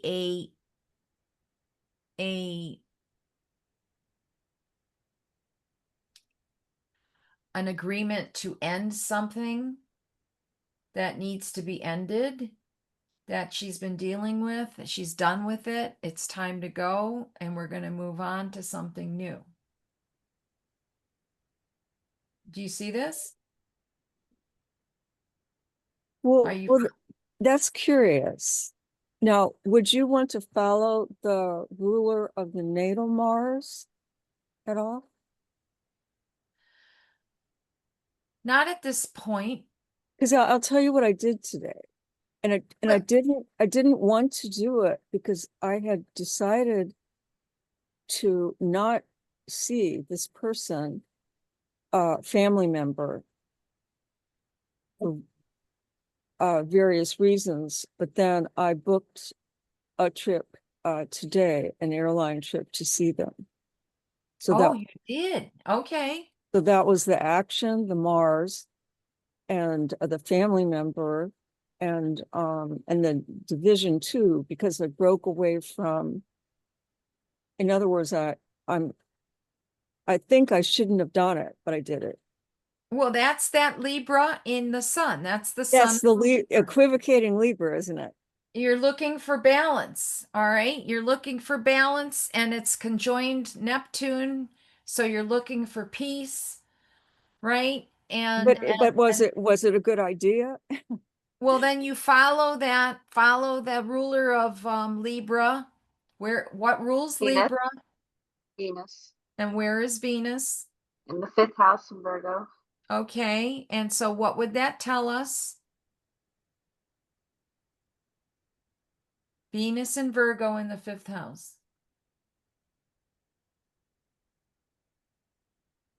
It has to do with her values, her as a woman, her talents, her love relationships, her relationships with children, relationships in general.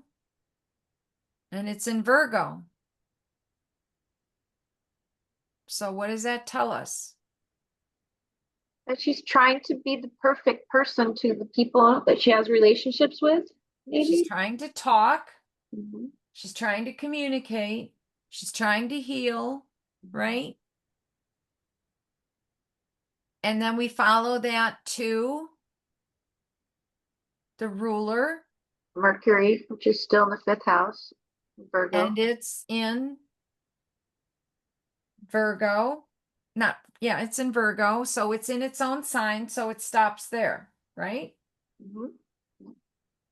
So there is definitely going to be discussion involved. But what's in the middle of that Venus and that Virgo? I mean, that Saturn. Venus and that Mercury, what's in the middle? Saturn in the South Node. There you go.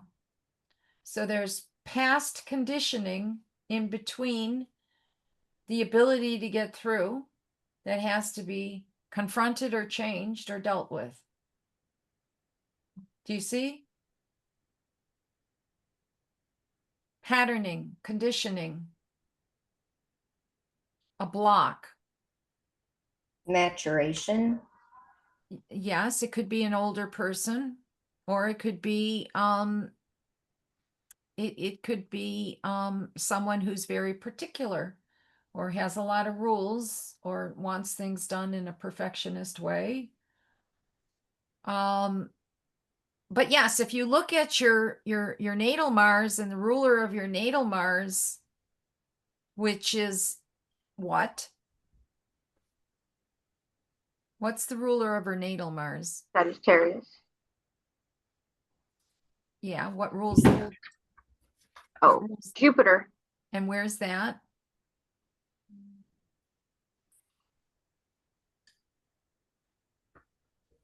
So blind. It's in the 11th house. Oh, there you go. Okay, so that Mars and Jupiter is in a sextile relationship. So technically, she is used to getting cooperation through deliberate action, deliberation, blocks, and confrontation. Would that be true, Louise? That I'm used to getting Cooperation. cooperation. Yeah, because you've got Mars is in a sextile relationship Hmm. to your Jupiter, which rules it. It's in a sextile. Yeah. So Or maybe she expands through her actions, maybe. you tend to get cooperation either from your friends, your groups, your peers, your organizations. Well, I guess most of my life, the progressed Jupiter has been like about 5 degrees of Pisces, so it's kind of more or less square the natal Mars. And I guess that's what I feel most. Well, you know, it could be that, or you can follow that Jupiter, which is in Aquarius. You can follow that Aquarius to Uranus, which is in the 3rd house in Cancer, right? Which brings in your emotional feelings, and that Uranus is actually in a quincunx to your Mars, so you tend to always have to change the direction, change the thinking, and or your own emotional thinking or the way you perceive things emotionally. I mean, you follow it further and you'll see that that ties into your feelings. Yeah. So but there is you do get someone to listen, you do get cooperation, you do get someone that pats you on the back. There should be, support for you within your friendships or your friends or your colleagues. But then you follow it further, but then the emotional communications of the way you hear things maybe or perceive things, you will have to adjust and attune in order to move through the blocks, because you got that Saturn down there, and you were born with that Saturn down there. I mean, this is a pattern that you've dealt with all your life. Do you know what I'm saying? Because the Saturn, it's one of your life lessons. Yeah. Yeah, the Mercury Saturn, sometimes you don't say enough. Other Yeah. times you say the wrong thing. Yeah. Yeah. Um, You know, or, and you're, I mean, with all that Virgo down there, there could be criticism coming in from other people, or you perceive it critically Yeah. with all that Virgo. And so And that then Uranus, that Uranus there with to Mars in the third house. So I say the wrong thing. I don't mean to, but it comes out wrong because the Mars stimulates it. You know what I mean? the Mars, well, that you have a Mars square Mercury. Actually, you have a Mars squaring that whole stellium there in Virgo. The Mars squares it, all of it. Uh-huh. Which Mars is just a challenge, okay? And Mars forces you to take action when you don't really have all, because it's a first quarter square, you don't really have all of the information, but you're forced to take action. So you may talk to your friends or your peers or get a second opinion or get someone else's understanding, so that you can sort through and make moves. But ultimately it's that Uranus in Cancer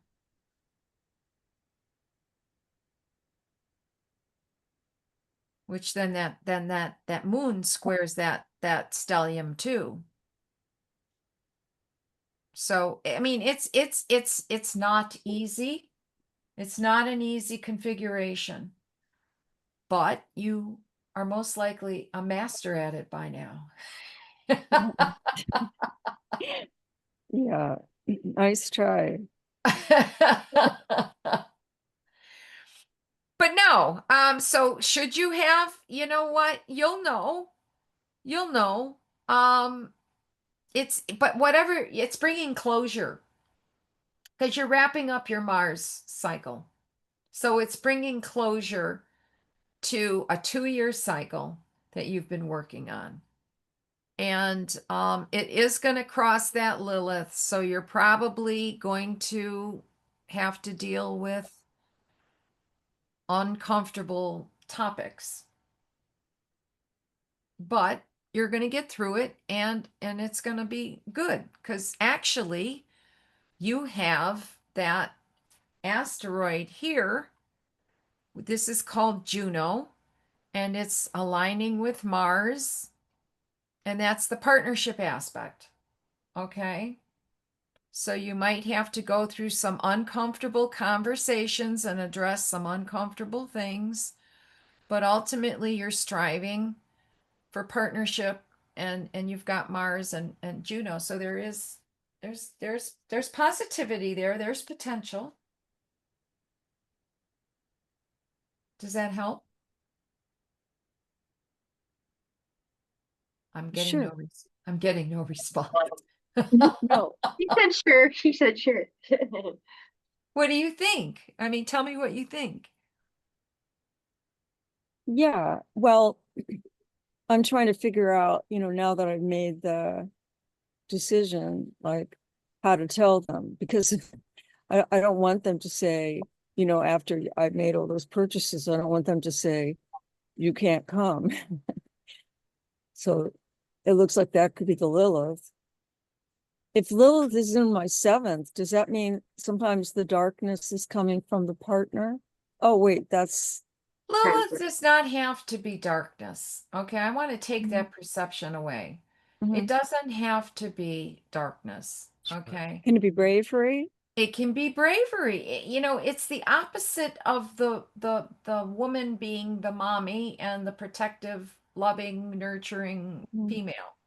It's the woman warrior. It's the woman standing up and refusing to obey, or the woman refusing to be submissive. It doesn't have to be darkness.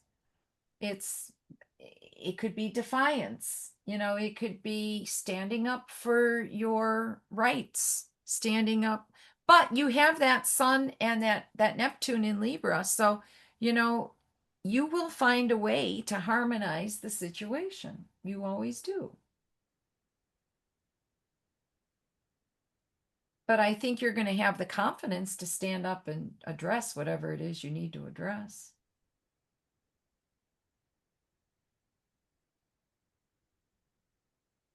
Thank Does you. that, does that help? Yes. I'm not trying to scare you. No, no. What about this person has the dark moon Lilith with Uranus going over it? Well, that is you. Right. That is your dark moon Lilith. Right. Okay. This is my sixth house voice. So No, it's in the first house. no, no, I'm just teasing. Okay. My sixth house voice, I'm saying her instead of me. That's okay. So Uranus going over the dark moon Lilith. How would you Yes. interpret that? You cannot handle anyone criticizing you in any way, shape, or form.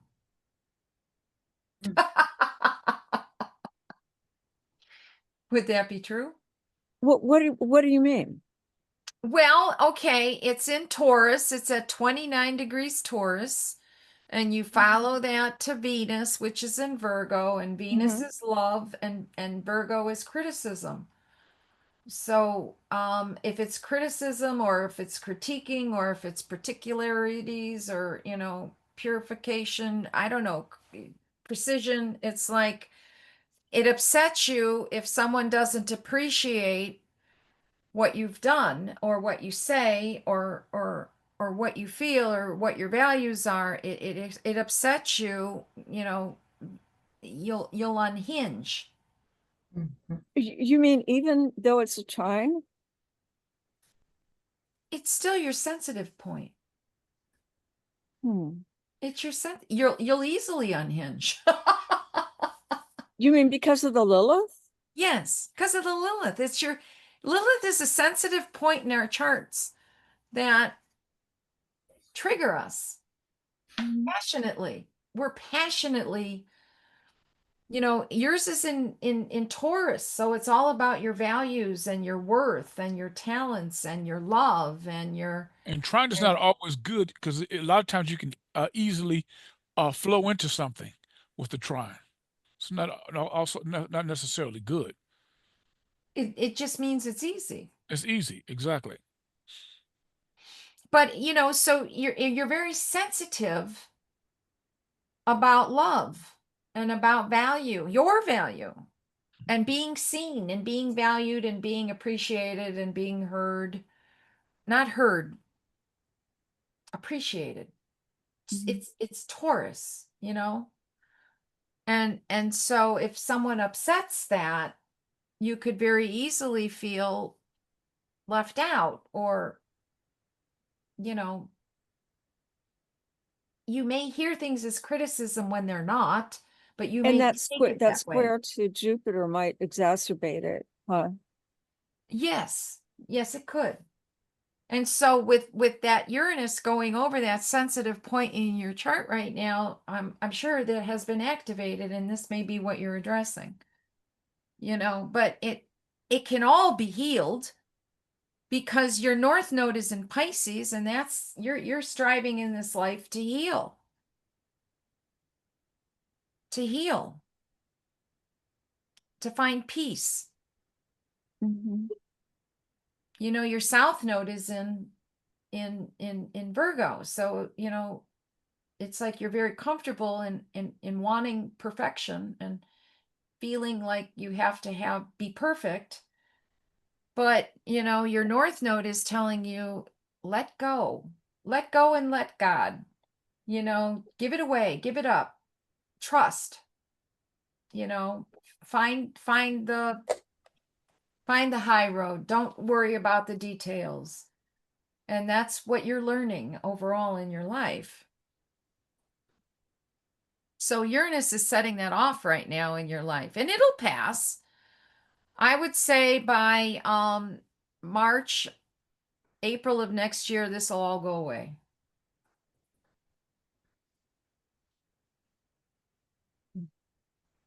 because Uranus is retrograding over that point again.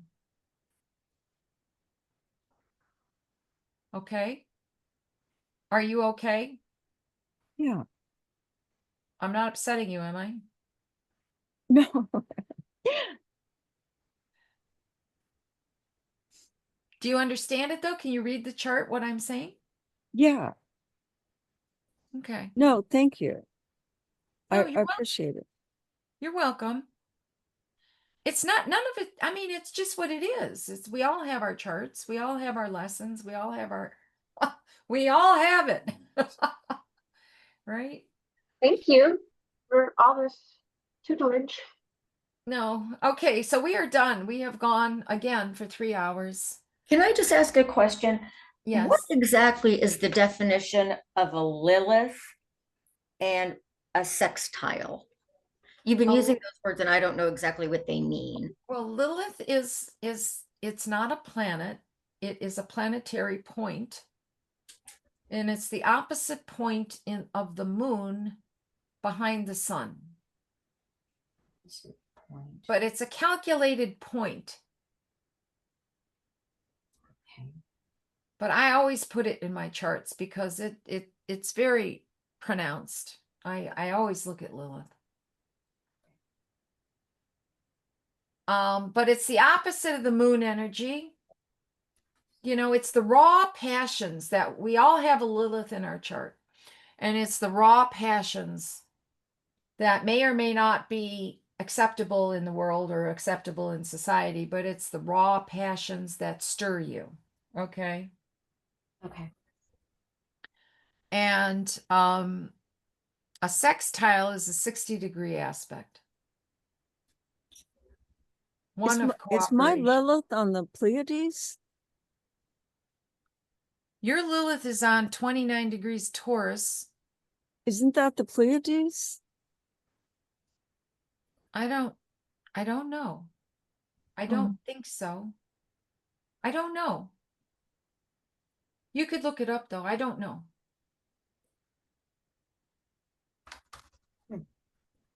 But it's in Taurus, so it has to do with Venus, and it has to do with love and appreciation and value and loyalty and all of that good stuff. Okay. And your ascendant is Leo, Taurus. And in the beginning, I talked about the ascendant is what we're learning throughout our whole life. And actually you're working on learning about love throughout your life, how to love yourself.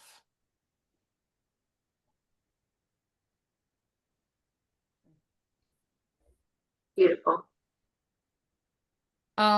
Okay, we got to wrap it up. So thank you, everyone. Thank you. Appreciate it. You. You Oh, are thank welcome. you. Let me tell you these couple things here before we go. If you're interested, I have a radio program and you're all welcome to be on it. Naomi was on it tonight. It's every Friday between 5 o'clock and 6 o'clock p.m. Eastern Standard Time. And you get a free 10 to 15 minute reading. And there's 3 of us that host the show. And we talk about events that are going on weekly. Like we focus Is on it Wednesday or Friday? Because this says Wednesday, but I think your word said Friday. Oh, you know what? I'm talking about this. Okay. I must be tired. It's late. It's so late. I'll take a picture of it. I was like, Yeah. So this is the radio show. And this is every Friday from 5 o'clock to 6 o'clock p.m. Eastern Standard Time. And we have 3 callers on every Friday. So you're all welcome to be on it. You need to send me an email and let me know if you'd like to be on the show. I have 2 openings next Friday. And we're not going to have the show on Halloween. So then it goes into November. that's great. Thanks for inviting. And then you actually already gave me your birth time, but you can also give the birth time again and your contact information, and then we'll reach out to you and have you on the show. and it's free and it's fun. The other thing I do is I have a class that I teach every other week on Wednesdays, and it's called What in the World is Going On? And we look at world events, world affairs, and so I look at planetary charts of world leaders, countries, events that are going on in the world. This last class, we looked at the Israel, Palestine, and the release of the prisoners, and where we thought that would go to and evolve into. We looked at the status of Medicare and all the changes going on in the healthcare system in the United States. And we look at the charts and we read them. It's educational, but it's also astrology based. So you don't have to know how to read astrology, but everyone's welcome to participate. But it's interesting looking at what's going on through an astrological lens. So that's every Wednesday, every other Wednesday. It's at 7 o'clock p.m. And the next show is, or the next class is November 5th. If you're interested in this, you go to here. You go to www.lakecountyastrology.com to register. And it's $20 per class, or you can join this organization. It's an astrological community. It's online, and it's very inexpensive. I think it's $40 for the year, and you get 10 lecturers, speakers. Luke was just a speaker for us last month, and but you get 10 lectures, and then there are free events. There's a community. It's a community base. And then you get a $5 savings each class if you join. So there's that. And then for IAA, I'm going to be doing a look at the year ahead in January 2nd. We're going to be looking at the year ahead for 2026. Ooh, that sounds really cool. Yeah. And so that's coming up. You can sign up for that on the IAA website. It's on there. You have to search around, but you can find it. What class do you teach at the astrological school? I teach pocket classes. I don't teach the natal classes. I teach pocket classes. What is Puckett? I was doing a month of the year ahead, a look at the year ahead. I teach topics, like I was looking at the Mars retrogrades, the Mercury retrogrades. There's snippets of classes that I teach. I don't teach the instructional. Well, you're very good at it. You're very good at teaching. So Thank you. Thank you. I appreciate that. I second that. I think I've learned like a lot from you. So thank you. You have Good. ease of teaching that I appreciate. So thank you. Good. Thank you. Thank you. Yeah. And I also, you might be interested, I do calendars. I create calendars, and I'm in the process of creating one for 2026. These will go on sale in about a month or so. Or are you going to have any that you can carry in your purse? No, not these. These are like laminated placemat type things. Okay. But they're great for your desk. I use them for readings all the time. It looks at everything that goes on throughout the year. So if you're planning your life, if you're doing readings, if you're trying to make decisions about when to do what, it's very helpful.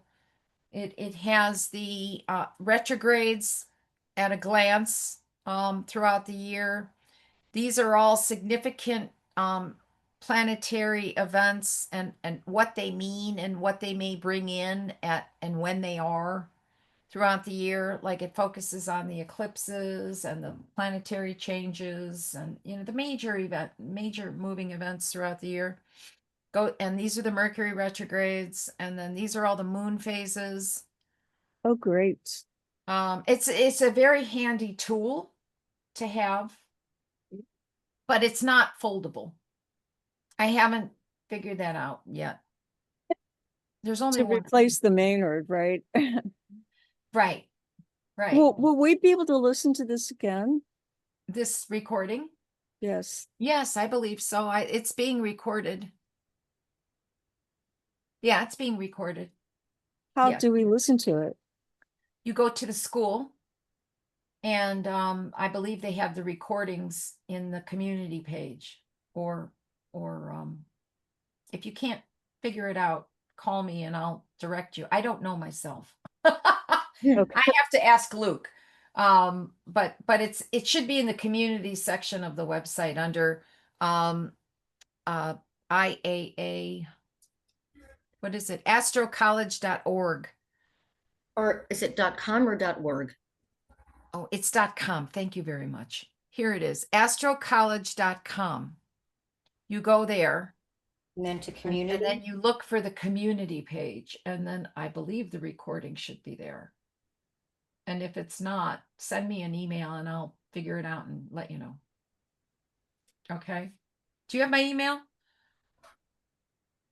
So there's that. And then this is the last thing. I do readings. If anyone's interested in getting a personal reading or a business reading, if you have a business, I do readings for business. Mhm. You can do that.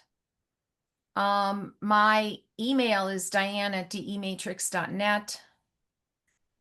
If you want to contact me at any time. And I also offer gift certificates for Christmas, if anyone wants a Christmas present for someone, or birthday presents, or whatever kind of presents. And that is me. Thank you. Diane, you were a pleasure to learn Mhm. from. So thank you. Oh, you're welcome. Thank you. I really enjoy this. As you can tell, we've gone on for over 3 hours. Yeah. Yeah, this went by so quickly.